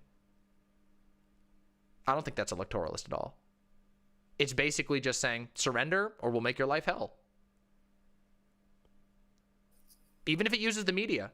But it's a fact of American life that the media is a huge part of American life. Like, I mean, I think there are some like genuinely like completely sociopathic politicians, but I think most politicians like a lot of politicians, if every single day they woke up to a bunch of people yelling at them and jeering at them and saying insults, and then they go and turn on the news and the news is just reporting on how everyone hates their guts, that's going to intimidate and actually like ruin the lives. Like, I don't want to say ruin the lives, but it'll make their lives not comfortable. But it's peaceful. It's still peaceful. It's just aggressive. So yeah. Those are my thoughts on it. I don't think that's electoralism, personally. I guess this comes down to the, a lot of it might just be semantics. However, you still have to have a candidate that you, that's willing to listen. And that's why you see, especially on the state level, when these right-wing groups, do a quote-unquote protest or insurrection or whatever you want to call it, they don't go, oh, we should listen to you. The reason why they don't do that is because they're mainly Democratic leaders, and you see that on the Republicans, because their voter base is agreeing with them, so they'll go along with it. So instead of well, the Republicans also show up with guns because they're fascists and they are okay with killing people. And I mean, that's... Wait, so protesting with guns is it makes it fascist?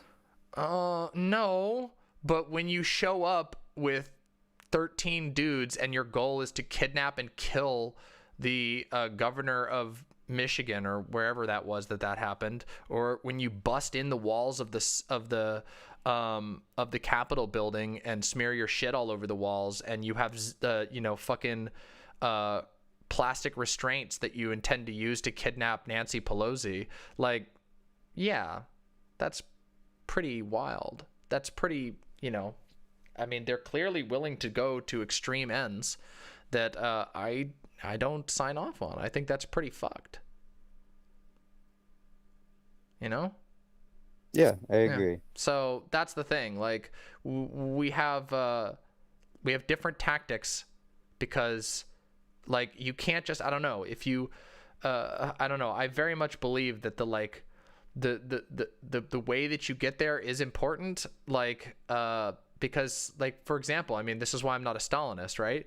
If I was a Stalinist, I would be able to just say... I'm not quite sure about that. I've seen some threads saying otherwise. Oh, yeah, all right, table knife, I get you. Yeah, I know, some people think I am. But, yeah, if I was a Stalinist, then I would just say, oh, yeah, why don't we just pick our own strongman who will kill anyone who disagrees with them, march into the Capitol, and, plow down the U.S. military or something like that. But I don't think that tactic works. I don't think it will work. I don't think it produces the type of society that we desire for. Tried donating through site GG. I Yeah. don't what I happens agree. in show. Yeah, this is why I don't think it's I don't think I guess at the end of the day it is somewhat of a semantic disagreement, which is what I was trying to explain, but it's a little bit difficult sometimes. Is that I think that I think the word electoralism becomes meaningless if you use it to define anything that ever has to do with any elected official ever, like I would think that like a crowd of people surrounding the president and going, we fucking hate you, and look at how many of us, there's 60,000 people here, or whatever you want to say, 1 million people here, all screaming down your throat, like all of those, like, if that's electoralism, well then I guess electoralism is just about everything. And I don't think that that's the case. I don't think that's a useful definition of electoralism is all I'm saying. But I can understand what you're trying to say, but I just don't think it's a useful definition of electoralism at the end of the day. Does that make sense? Yeah. Okay. Yeah. Fair enough. I mean, I do think there's probably going to be, again, I think we're in for some really tough times in these coming years. But I like to believe, and I hope that it's the case, that these sorts of things can be done as peacefully as possible. But I recognize that, you know, a lot of times we're going to be going up against some pretty bloodthirsty motherfuckers. And if those people are going to kill in the name of their system, we're going to have to do some hard thinking about whether people are willing to like die in the name of peaceful protest, or whether they're going to fight back. But I don't believe in like strongman theories of approach. I'm not a Stalinist. I don't believe that like we should just find our own fascist to bash down the doors, but he'll be a red fascist and then we can worry about getting rid of him later. I think that's a really dangerous setup, you know? Yeah. I guess another way of looking at it too is doing all of this is to eventually get power within the state, whereas a revolution or an anarchist position might be power outside of the state, you know, doing things other than just a protest to end up with, you know, state power. Yeah, I just think that like it's hard to do that right now. Like we live in a very different era than like even the last, you know, recognizable anarchist or communist revolutions. Like we live in a time of like a damn near panopticon, and the ability of the government to communicate instantly and have such overwhelming force that you know, that like even with a heavily armed like citizens militia or vanguard militia or anything like that, what are you gonna do? You're just gonna get drone struck. So it's like I don't know.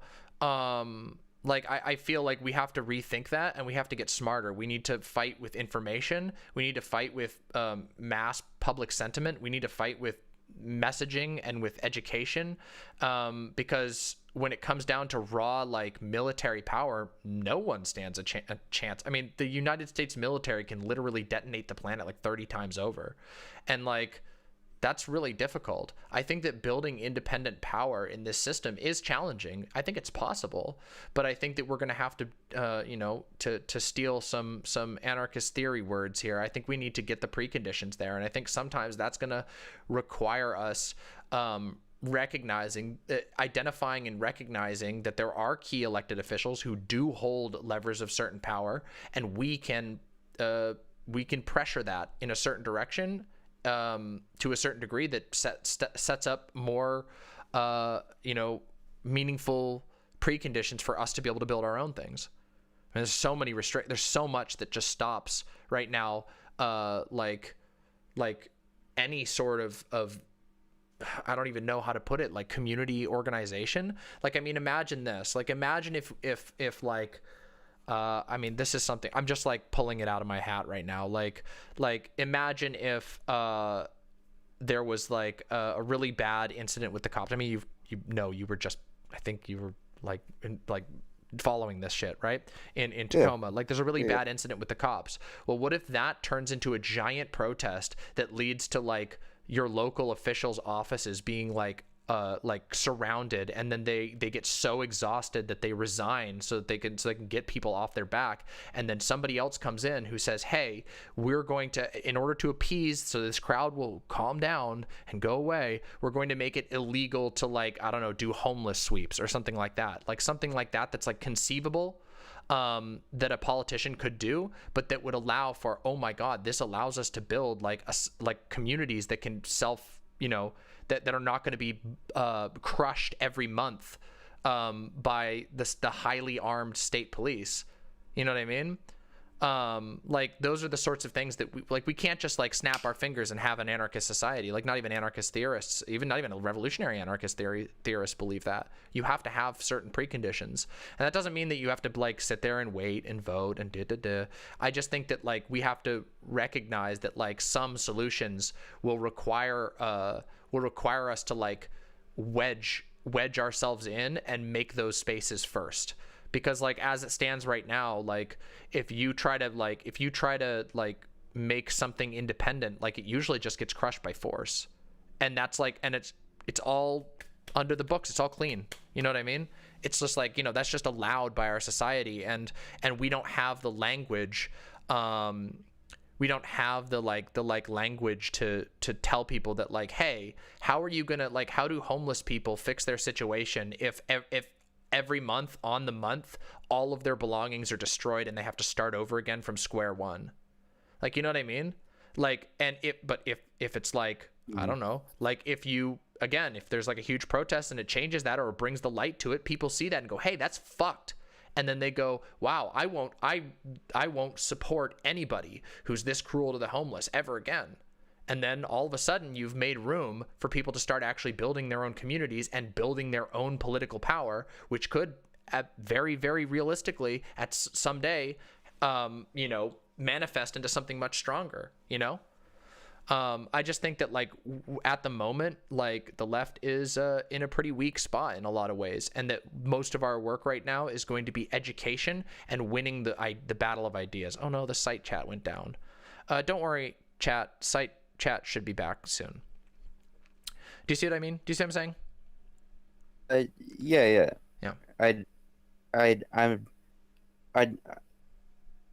This might end up just being semantics, and we might just agree at the end. I just would consider something more like mutual aid as being something that's non-electoral, and to say we only need programs such as mutual aid is the way forward, instead of dual power in the sense of giving power to the state compared to something that is not. But that, like I said, this might just be, one of our understandings of words might be different from the other. A little bit. I think that's definitely happening a little bit. I don't think we're deeply in disagreement. I'm happy that we got to talk, of course. But I don't think we're deeply in disagreement. I do think, I think that mutual aid is a very broad term. And I would love for us to come up with more, drill down and come up with more specific terms instead of just using mutual aid as a broad catch-all. But I do think that there are ways of building dual power that start with stuff like mutual aid and can literally grow into really, really powerful structures. I think when I think of this, I think of a lot of stuff that's happened within the LGBTQ community, which is things that start as charities or mutual aid funds and become functionally public institutions that aren't state controlled at all. And there's a lot of these where I live here. There's a lot of these that aren't state controlled in any way, shape, or form. They started as loose collectives of queer people just trying to find their way, and then they slowly over time accumulated local power, political influence, money, and sometimes land, and then they became their own institution that is not a part of the state but serves a purpose, a literal what we would understand in a theoretical sense to be a syndicate. And I think that that's pretty cool. I think we can do that for sure. But it's really complicated. You know what I mean? And I think these things have to be structured really carefully. Otherwise, they could fall to becoming compromised by capitalism or whatever. I think that happens sometimes. A charity starts out with a good intention, and slowly, because it's structured as a 501(c) corporation, ends up, corrupting itself because it was structurally designed in a poor way. But I think that if we get smarter about how we design our these institutions, these things have the power to fill needs that the state isn't, and also therefore gain political power that the state cannot access.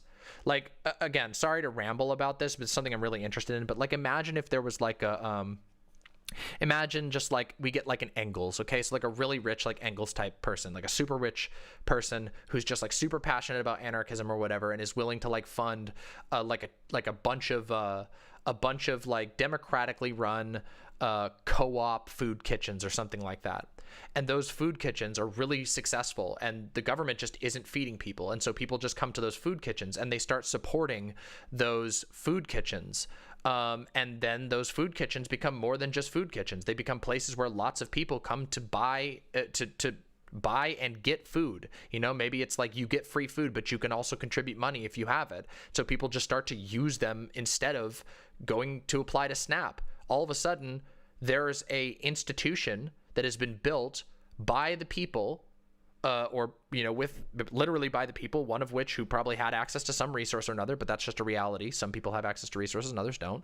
And then that can be structurally turned into something that stands on its own, and then the people who benefit from that don't give a shit. Like, why would they need to go and file a 200-page document to get SNAP when they could just go to their local anarchist kitchen that gives them food for free, and that they have a good time, and there's music, and they talk about politics, and they help each other out, and then they organize in their communities and fight back against, you know, and could grow from there. Do you see what I mean? Like, I think a lot of times we get stuck in a sort of binary of like, oh, it's either liberal electoralism or red orchestra choir, Kalashnikov tanks kind of stuff, you know? Yeah. This like co-op style though, that's non-electoralism, and then having power to the state is electoralism. I strongly believe in dual power because, you know, that's the most important.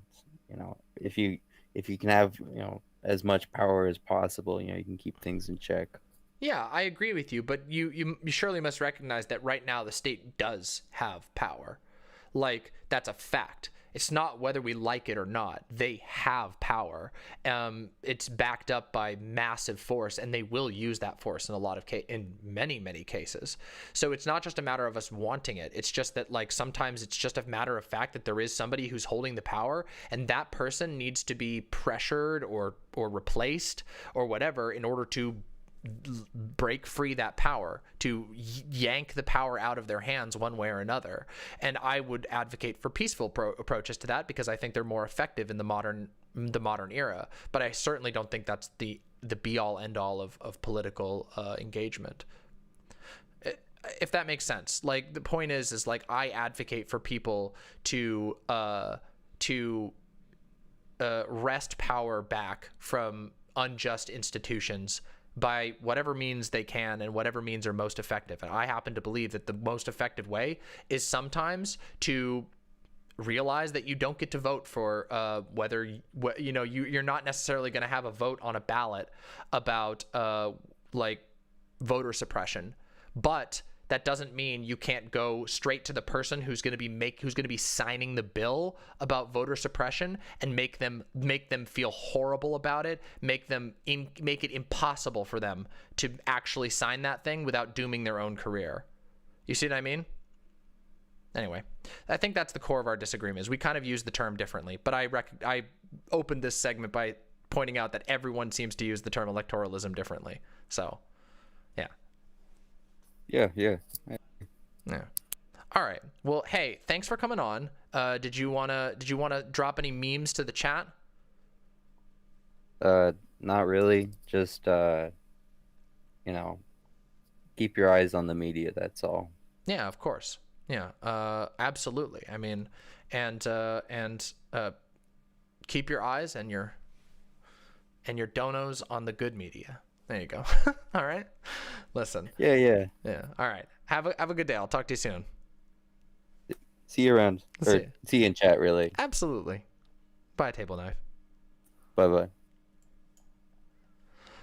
Voltaic Goose, we say trans thriving here. Not just trans rights. We go all the way. In anarcho-syndicalism, how do you incorporate space travel? It seems like it's impossible to do. Oh, that's really complicated. That's like really complicated.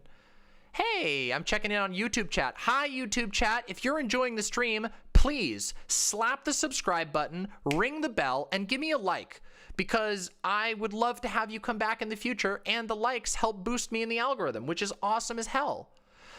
Trans rights and trans thriving, indeed. Hi, Max. Hi, Soap. Hi, Respondin. Hi, Mixer. And hi, Bean. Hi, Atlee. Hi, Floofy. I looked at you. Aww. Bean. Thank you so much. No parasocial or no, but thank you.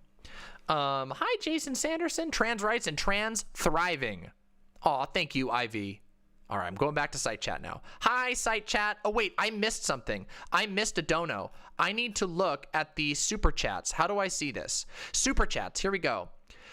Adam Flores, tried donating through the site GG. Don't know what happened, didn't show. That's really weird, Adam. I don't know. I'm Louisianan. Huey Long is basically taught in schools as you described. Yeah, that makes sense. Huey Long is a very mixed bag in some ways, but he had some things that he really made the working people of Louisiana give a shit about him. And also, and not just that, but he also seemed to give an actual shit about the working people of Louisiana. Even though he was kind of a selfish asshole who was definitely corrupt, he did fight Standard Oil, and he built like 3,000 miles of roads in Louisiana where there was just no roads to people's houses. They literally couldn't transport from place. Like, if you lived in a bayou, you were just fucked. So, yeah. Thank you, Normal Chris. And Adam, thank you so very much for the super sticker chat. Thank you. That is the cutest little pair ever. Thank you so much. That makes me so happy. Thank you. Here's the original dono. Oh, amazing. Oh, let me see. Check out this website. Not right now. We're going to go play some Among Us soon, and then we got drama after Among Us. We got drama. Yeah, I felt like that was a really good conversation. I really enjoyed that. Table Knife, that was an awesome conversation. I really enjoyed. It's not a formal drama mama, but it's going to be close. All right, I'll look at this website. All right. I'll look at the Kirk slider. I think I know what this is, but all right, you win this time. All right, look. I live like a capitalist every single day, Shank. I live like a capitalist. I live like a capitalist every single day, Shank. I live like a capitalist every single day, Shank. I live like a capitalist every single day, Shank. I live like a capitalist every single day, Shank. Whoa. What the hell? Isn't it weird that when you put it to maximum size, his face actually looks normal? Like, kind of normal? Even though this is obviously blown up, he looks kind of normal here. That's at 120%. At 100%, he has an already very tiny face. I think you need to put it to like 110% to make him look like, properly proportioned. This is definitely body shaming, and I'm sorry, but still, it's fucking, he has a tiny face, okay? He has a really tiny face. Fuck it. Kitty! Oh my God!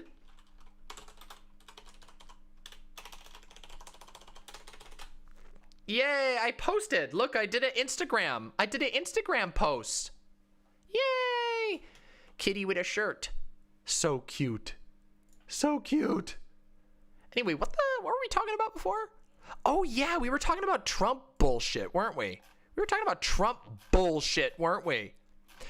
We got more to talk about. So we were reading this really interesting, Kaboka.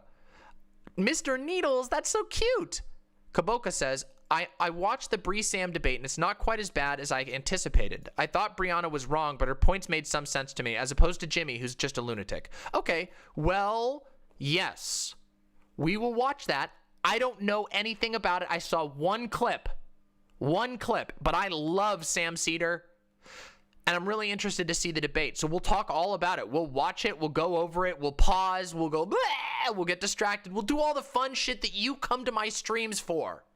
That you come right to my streams for. We'll do that. It'll be awesome. After we do some Among Us, we're going to take a little politics break here in like 20 minutes, and we'll do some Among Us that's going to be really fun, and then we'll do the fun half, so to say, in honor of Sam Seder, and we'll see how it goes. It might be that Sam Seder doesn't do a good job. Debate with Slavoj Žižek, I would love that, but I am irrelevant. I would never be able to talk to Slavoj Žižek.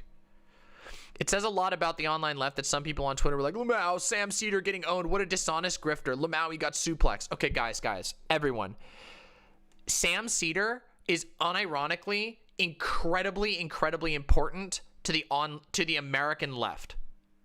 I'm not kidding you. I know that sounds silly, and Sam Seder is a little bit of a lib, but Sam Seder is one of the only leftist radio people who's had any success in the last like 30 years.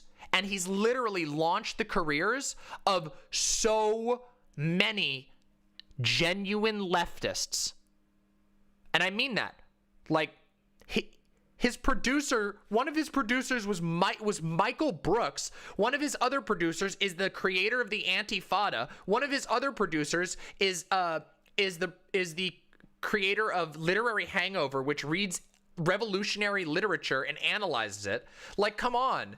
Like, Sam Seder is Sam Seder kind of like a suit in certain ways? Is he kind of like, yeah, you know, I do it like, I go through the traditional routes, but Sam Seder is changing a lot. He's changed a lot and made it actually possible for there to be a leftist presence on the radio. He also started Pac-Man's career. Yeah, and Mike from PA. But yeah. Sam is really good at that. He's not just able to, he's good at it. Sam is really good at getting lefty, and not like hard left, but lefty ideas into the hands of regular Americans. Yeah, Sam Seder is on MSNBC, but that's one of the cool things. Sam Seder goes on MSNBC and makes lefty arguments that are palatable even to libs. It's really good. Listen, he's really good. I'm not a big Mike from PA fan, but listen, I was really mean to Mike from PA in my video. I made my opinions clear on Mike from PA. No more, I don't have any further drama with him at the moment. But I made my opinions clear. What radio show is he on? The Majority Report with Sam Seder. It's syndicated in a number of states. Thoughts on David Pakman? David Pakman, okay. David Pakman. I used to watch a lot of David Pakman. I think David Pakman is pretty smart on some things, and I think he's pretty ideology poisoned on others. Pakman is a lib. Yeah, Pakman is definitely a lib. But he has some good stuff, and he does really good interviews. Pakman does good interviews. That's one of the things that Pakman does really well.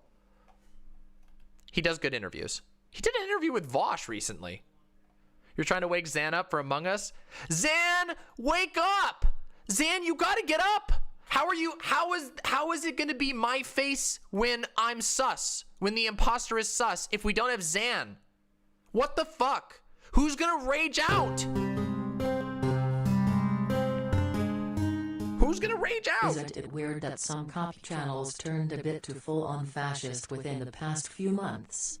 Mask off, I guess. But not that weird.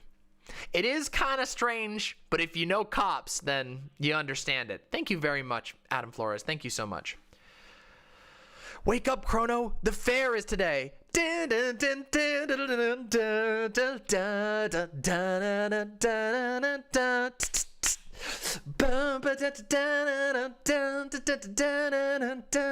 it's such a good music. God, Chrono Trigger is so good. So good. Hey, Kyoju Kaneko. What about Gato? There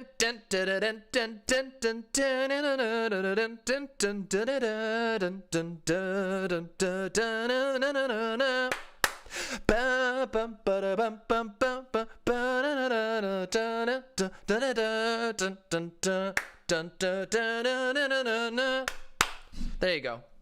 Yeah, Gato is great.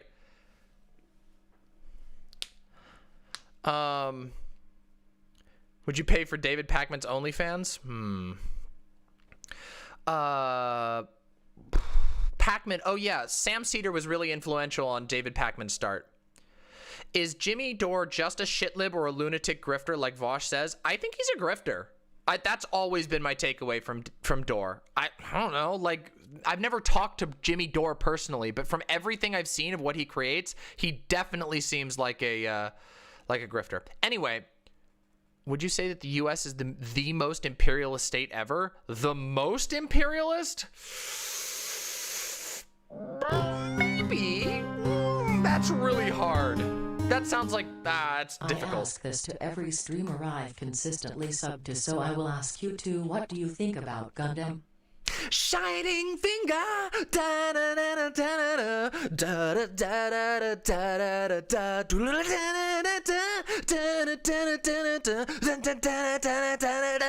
da. There you go. That's what I think about Gundam. So there you go. And thank you very much.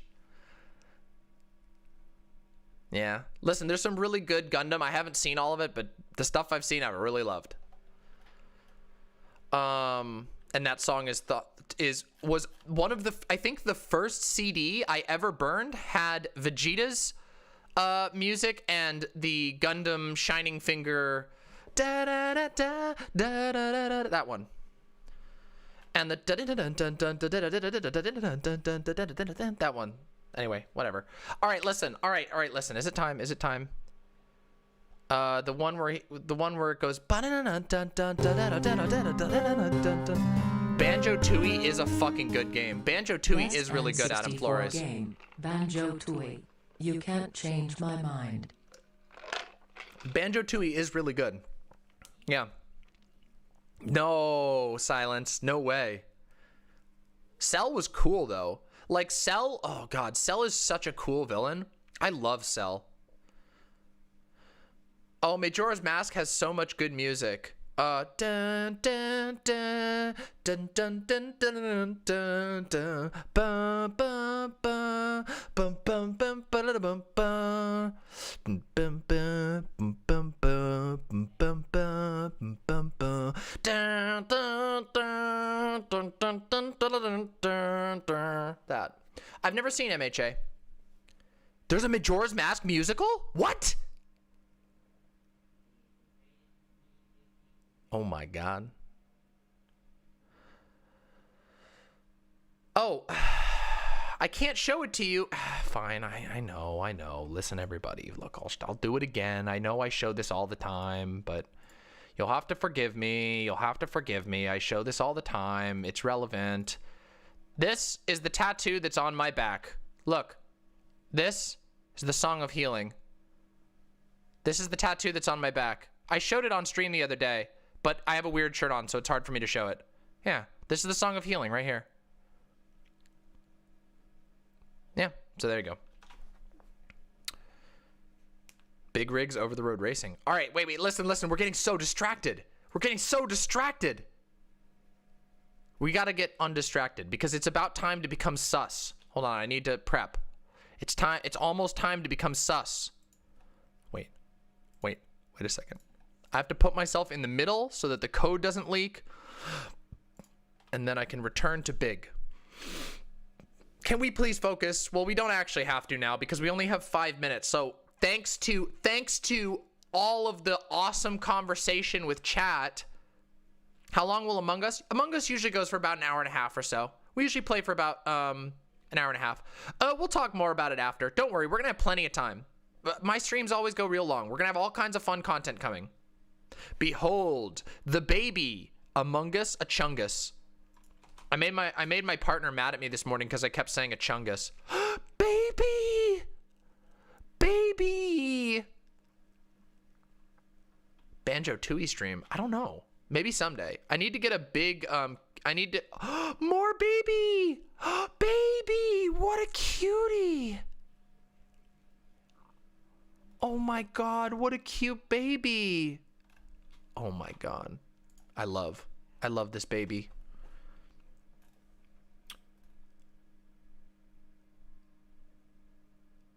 Wow.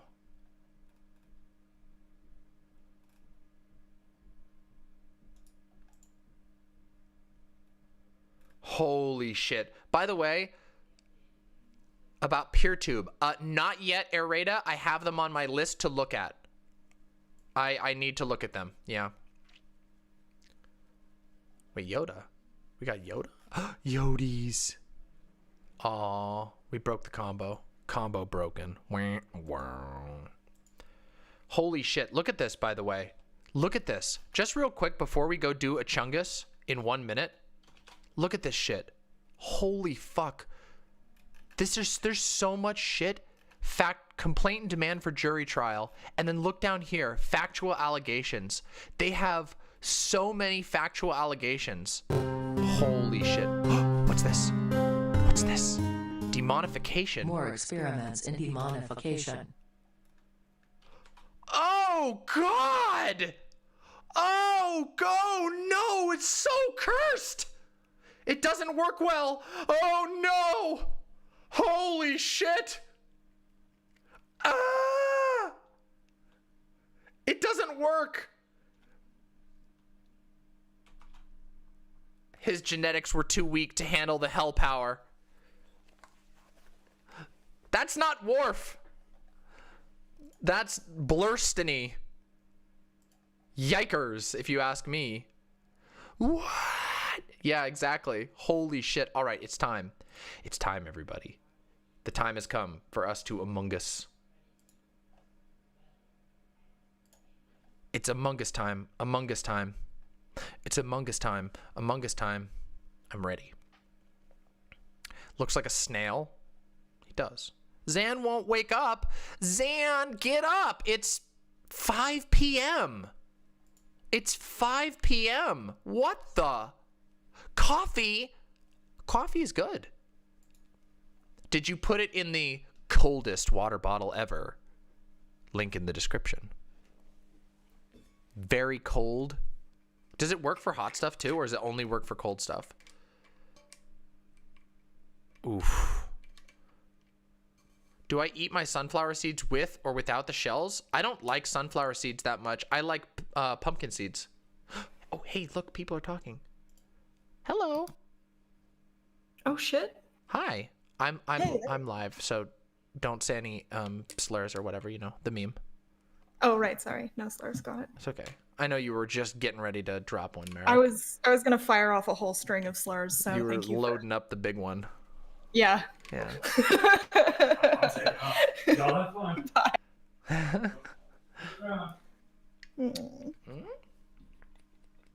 Well, hello. Do we are we just waiting on everybody and then we'll have the room code? Yeah, I think so. Yes, I'm posting today. Yeah. Everybody's supposed to be here. Oh my god. Well, here, I better put this on push to talk so I don't scream too much.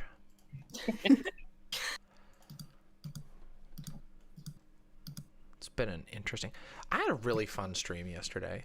I'm not gonna lie. Yesterday was like, has been lifting my mood. We played the OKKO game. It was so good. Wait, you were It there, was Vermin. so cute. Isn't it? It's, oh my god, like I've been thinking about the animation and art in it like so much. It's so inspiring. It's so cute. Yeah, it is. What's it called? It's called OKKO Let's Play Heroes. One of my partners made it. Oh, Like designed the game, like was the designer of the game. That's awesome. Yeah. It was super fun. Oh, What? it is so cute. It's so cute. Yeah, it Oh my also God. has like amazing music. Oh, do you want to know what's bullshit though? You know that I got fucking copyright claimed for the game's intro by fucking People Cartoon were Network? saying it too. They were like, "Is this the show?" And you were like, "No, it's fine." I was like, I guess even the algorithms can't tell the difference between the game's animation and the show. I'm like, Wait, oh, is this based off a TV show? yeah, it's based off the off- OKKO. It actually was made. The funny thing, the game was in production before the show even came out. Oh. But yeah, it was because that's how these things work with the big corporate things. Is the show called OKKO? Mm-hmm. Oh, gotcha. It's a really popular show. They Are bring they like- cameos in from like a lot of other shows and video games and stuff on OKKO. Oh, Short little episodes too, if I remember correctly. I haven't watched it in a little while.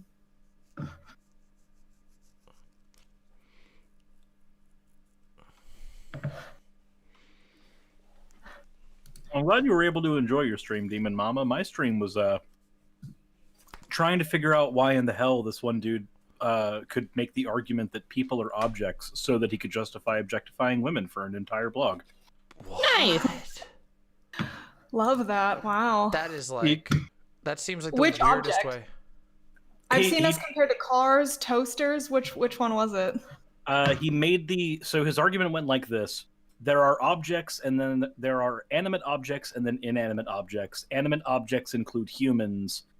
If you look at somebody and expect anything of them at all. You are objectifying them, and that's okay. He then went in to justify employers exploiting their workers because they are objects, and it's okay because they signed a contract. And then after getting through all the classist bullshit, then got to the sexist bullshit about, see, now sexual objectification is okay because all this other stuff is okay.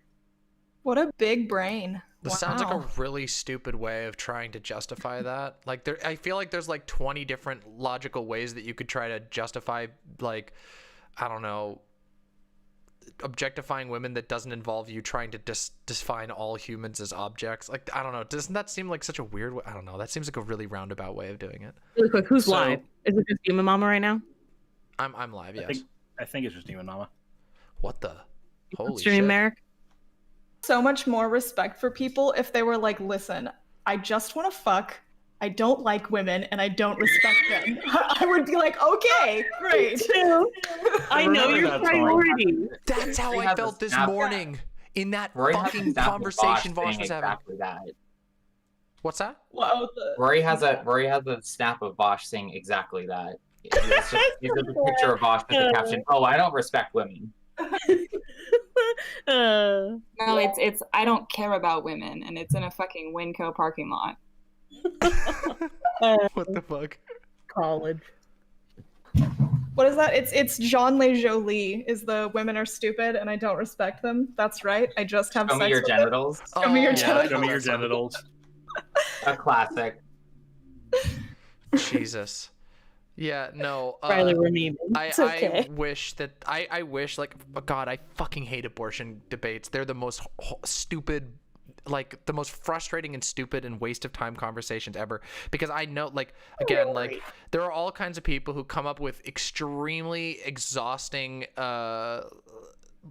like mental pretzel arguments for why they're just like, oh yeah, there's a million different arguments. There's like 100 different approaches, but at the end of the day, as somebody, I can say this with a lot of authority, as somebody who grew up in an extreme right-wing cult, they just want to control women. That's all that it boils down to. It's nothing else. They don't care about anything else. These are the types of people that, like, these same people who make these fucking abortion arguments about the sanctity of life will literally, like, crush baby birds for fun. Like, I'm not kidding you. Like, they're the same type of people. I'm not kidding you. There are, I know right-wingers who will freak out about the sanctity of life and all this shit in a thing, and then they'll go on Twitter and they'll post, humans are the rightful owners and have rightful dominion over all animals.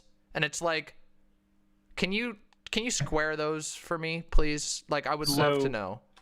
I've gotten to the point now with abortion conversations, like when I'm making content, I will approach the arguments in good faith.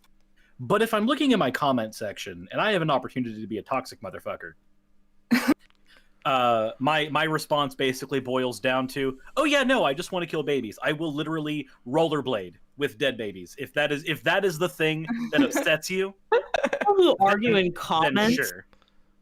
Wait, everyone, Zan can hear us. We need to call. Through my channel, I need you all to scream for Zan to wake up and play a Chungus with us.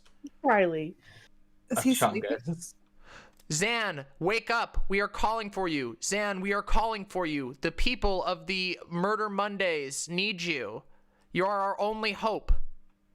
It's Xander, what are you doing? Xander, it's time to murder. Xander! Exactly. Thank you for turning up the volume. Alani should definitely dump water on him. And that's what I told her in chat, so. Yeah, we were jamming and everything. We've tried very hard, but we don't have enough energy. Bernie's energy was too small.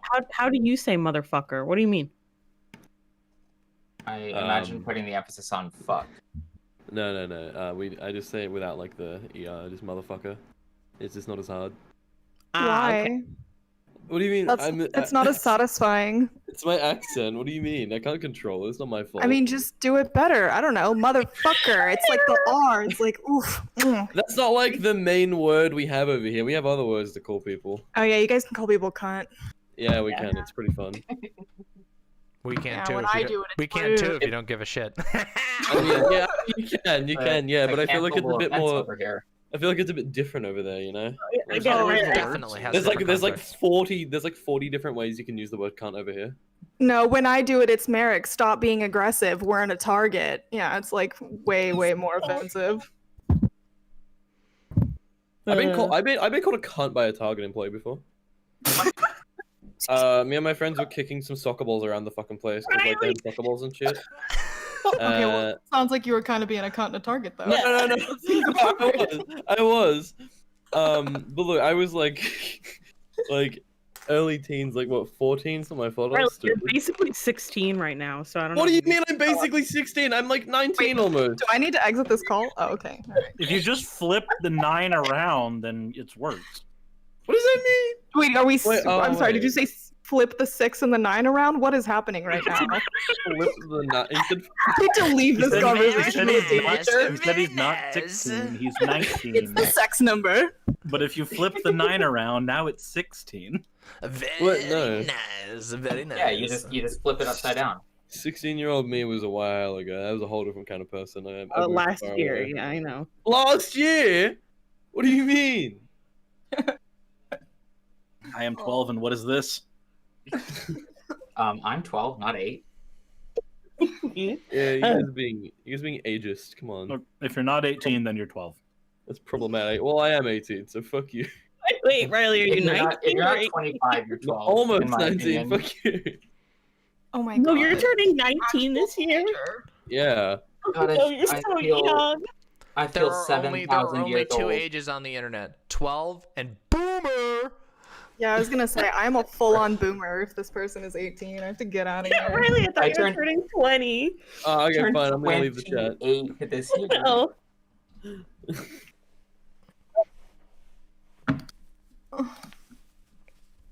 Who all's in the game? I feel like Sure. Zan. I feel like he's not gonna wake up.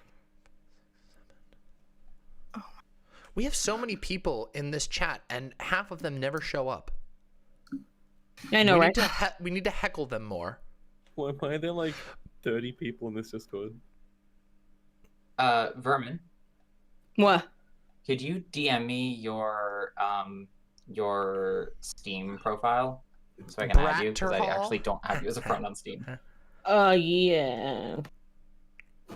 Do I just give you my name? You know what happens to If brats, you go to right? your profile, there should be a like an ad number that you can give me, like a friend code. You go to your profile and then friends. Looking. And then hit add a friend, and then your friend code is right there. Where are the serfs? No, I'm stupid. Oh no, Lance isn't playing. No. He had too much to do. Too much to do. Damn it. I Didn't hate he that. specifically say that, like, if Vosh wasn't able to come, then he wouldn't be Yeah. coming? But then, like, I DM'd him and he was like, "Wait, no, that wasn't serious." And I was like, "Oh, okay." okay, because I was like, but Vosh has a tooth issue. He literally. Yeah, half of his mouth is currently paralyzed. So Wait, what? Fun What shit. exactly is happening? He had like a root canal or something, right? he had a root canal a couple weeks ago, and then today he went in for a cleaning, but they apparently had to like numb him for it. So I don't know. He's getting the Keck V surgery. Yeah. Yeah, I was trying to figure out, like, if the reason that stopped him from playing Among Us was if he was playing with his fucking tongue, but.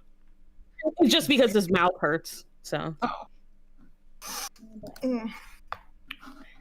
Hello. Wait, wasn't he bragging about Yeah. how he like Hi. has never had any sort of dental issues ever? Oh, I know. Yeah, he likes to do that. That's what he gets. Is it more that he has not been in a position to actually address his dental issues until right now? No, they just haven't started showing up until now. You know, Okay, when you because tooth, it's hard to ignore. I know for mine, it's like I haven't been in a position to do anything about my teeth, so I've just pretended there's been no issues. He was That's under always the fun. impression that he was perfectly fine. He was like, "I have good genes," and then it all hit him when he hit 26. You know how it is. I mean, well, he's a boomer. The genes now, are. so, yeah. Oh my god. My dentist told me that I didn't have any wisdom teeth until I was like 18, so I stopped going to the dentist and I went at 24 and they were like, "Oh shit, you have wisdom teeth and they're a problem now." mine did the same, but at a younger age. I like got braces and everything, and then they were like, "Oh, hey, your wisdom teeth are coming in," and I was like, "Couldn't you have told me that like a year ago? That would have been cool." Yeah, the 5 years of orthodontics are completely off the window. I had all 4 of mine come in at the same time when I was. I had to get them all out at the same time. Yeah, and I was like, okay, well, so my insurance was like, okay, well, we'll take them out, but we'll take them out in 3 months from now. And I was like, that's interesting. They're about to poke through my gums in like, I don't know, any moment now. So it was like $3,000 or something out of pocket. And I just did like double shifts at the strip club. And every day I was like, please pity me. I need mouth surgery. And I did that money in like a week. It was fucking Thanks, everyone. I can now feel every single tooth in my mouth. I know, right? My best friend in high school had some sort of genetic problem, and she had 6 wisdom teeth that came out in our senior year.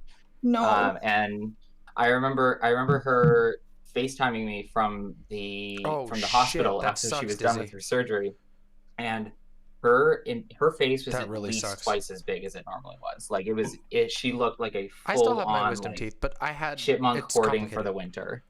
Oh yeah, I did too. Yeah, it was bad. My face actually did not swell that much, but I don't know why. I think my doctor just didn't like fuck around too much.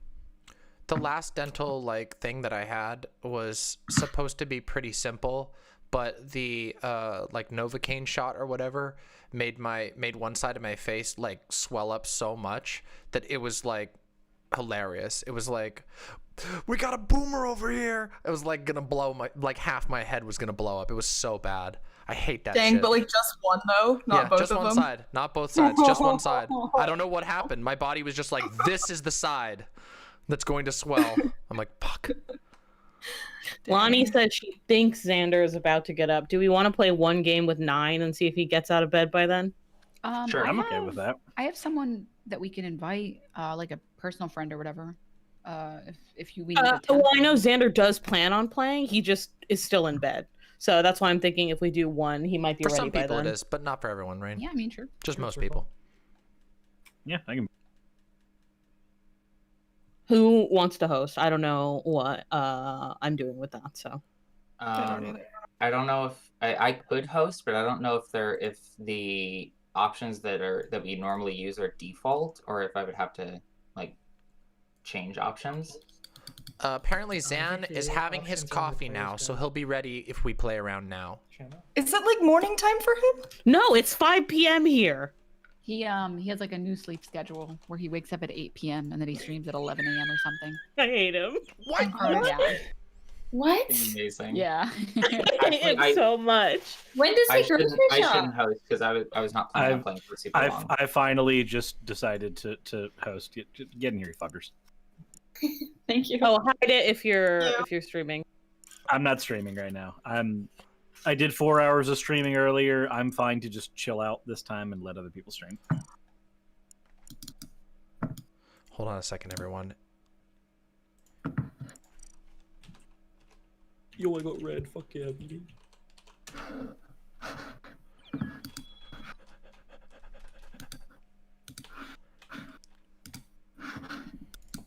I'm so glad nobody else wants piss yellow. Yeah. It's my fucking identity. It's time. It's gaming time. Well, I mean, to be fair, since no one else is. He's chungusing his coffee. Good to know. I've received an update from the camp of the Xanders, and that is he is chungusing his coffee at the moment. Nice. Okay. What does that mean? No, I don't want to. Get it? Chugging, a chuggusing. Oh, okay. Oh, thank you, Demon Mama. Thank you. You're very welcome. I can't be purple because Merrick got purple, but I'll be pink. It's all good.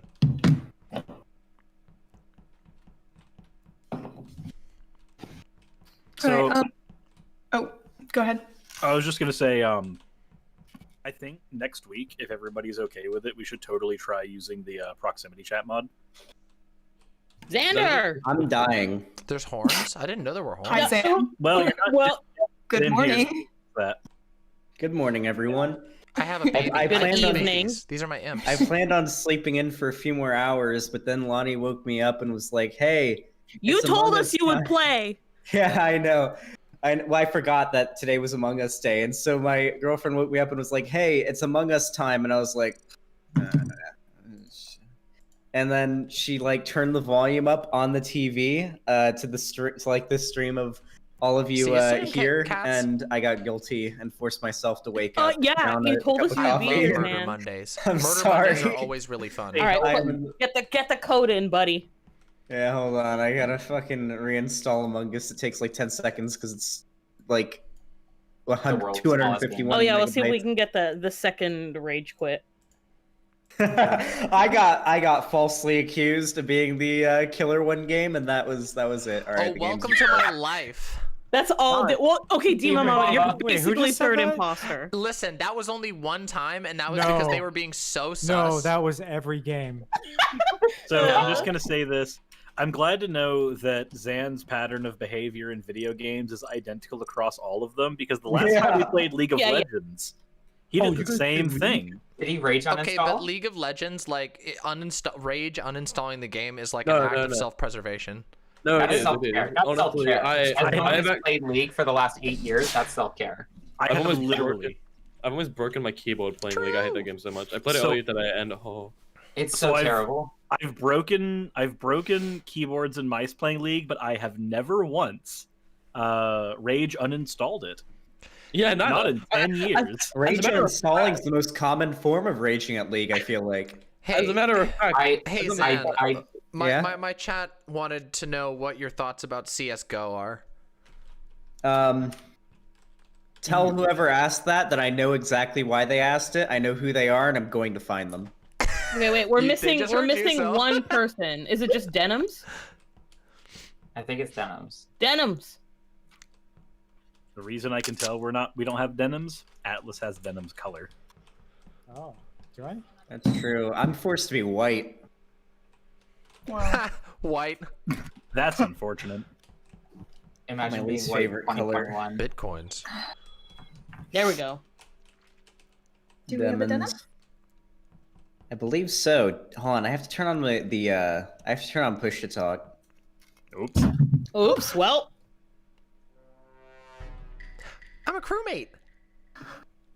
Okay, we Gucci. I'm excited. silence yourself. I'm excited. I'm excited. I'm excited. How did Gale get there that fast? Oh God. That was strange. Oh my God, that was so quick. That was so quick. All right. That's Cirrus dead in navigation room. I went down and I did leaves, came into navigation, found a dead body, and I hate myself right now because I'm so tired. I can't remember who it was that came. I was just in navigate. I was just in nav. I'm down at our shields now. Was there anyone else there? Wait, Fortuna. Was there anyone else there with you? No. Last time I saw everyone was like up top still. Where is Demon Mama? I am over in the engine, the upper engine room. I was just looking at Gale in med bay. All right, I was scanning in med bay, and Demon Mama was watching. I ran straight down to do the leaf pulley, whatever the hell it's called. All right, I'm gonna be careful and not throw sus on Fortuna because it's completely possible, even though they claim they were the ones that went down to navigation. That's where the body is. Like, they could have vented in, and they also could have came in from like shields or something. But that's where our first body is. I would mildly suspicious of Fortuna. True. I had fixed wiring and swipe card right there, and I was just leaving. Can Vermin confirm that? Why am I so sus? Rory went when I'm sus. Wait, I didn't see Vermin in admin. I didn't see Rory. I never said I went to admin. I don't think we need to boot anyone yet. I mean, it's kind of. No, we don't need to boot anyone yet, and I never passed Rory. I don't know where you're getting that. Rory said admin. You said you went straight down. Yeah, I didn't. Vermin, nobody came with me. Even my own chat. True. They've I mean, I ran around. Okay, well, as always, though. Okay, you know what I mean. You ran around. No, I actually passed admin and went back up. When the mama is sus. I'm voting Vermin. I'm skipping. Wait, what? I say we all skip. I'm also I never skip. Oh, we have Rory. Oh yeah, Rory always votes. We have the votes identification turned off. Cool, Elac. That sounds amazing though. I want it on next game. It's fun. Fuck me, Nibiru. Oh, god damn it. I didn't know. Oh my god, my physical ability. Quiet.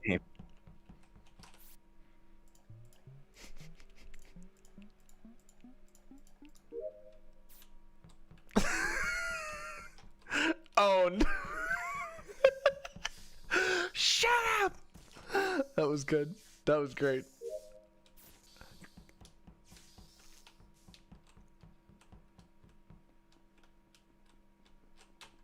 I'm so nervous about this.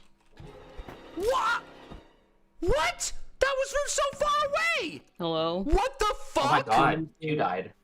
Okay, oh shit. Hey, so I think that this is heading towards electrical, but I just left navigation. Denham's left a little bit after me. I was in there with Rory, and I headed downwards. So wherever that little room is down there, I found Denham's there. Storage? No, if I go to the left, it'll be electrical. So shields? Is it communication? Must be lag. Well, let me Can someone put a map in chat, by the way, because I still don't know shit. Sorry, I don't really know. Sounds like shields, I think. It was Fortuna. If I go to the left, I knew it was electrical. Fortuna. Meg, did you? Wait, no, that's storage. That's storage. Is it like there's containers in the middle? Fortuna. What's that? Is that like massive storage containers in the middle? No, it's basically just a turn. The shields. That's shields. Okay, great. I saw Lucy- Vermin going down there. Yeah, I had already passed there Wait, a little shouldn't while the tower ago, be, and I was in. Shouldn't the tower be? I was heading up the person up who the made the side tower. What's past his name? storage. Can we put a map in chat, or can I pull one up because I Who still don't made know the, anything? Polyhedron. There we go. I just threw one in. Okay, nice. Okay, cool. Yeah. Sus. I know I'm so sus. Yeah. I didn't die okay. first. That's true. But no, I didn't see a body. Also, wait, where was Demon Mama? Shields is the right place, yeah. And where was thank Demon goodness. Oh, Peter did. I don't know. Oh, Peter designed it, but who built it? Oh, I didn't even realize that Demon Mama was dead. I just found Denham's. I'm just now seeing that. Okay, so it was just Denham's. Has anybody seen Xanderhall or Fortuna? I have not seen Fortuna or Xander. I don't think I saw anyone last round. I just want to Oh say, yeah, well yeah, I think Galley came in while I was in admin doing, was it upload or download? Okay, well it seems we don't have any Nobody saw me concrete dead. anything. We got 10 seconds, so I would say skip. I'd personally, I just want to clear the suspicions on me real quick. I spent like fucking a whole minute almost doing the Simon Says thing because I'm actually stupid. All right, we have to vote. I'm next so one. bad at that. Liar. Yeah, we have to. vote next Liar. time. I suck at Liar. that. Fortuna's a big liar. Remember that. Fortuna. Fortuna, big liar. Big lie. I'll know in the future. I'll know for the future. Hey, Denhams. Good to see ya. We're both dead now. Very sad. Dorime, interimo ad pari dorime. Ameno, ameno. I don't know why I'm singing that.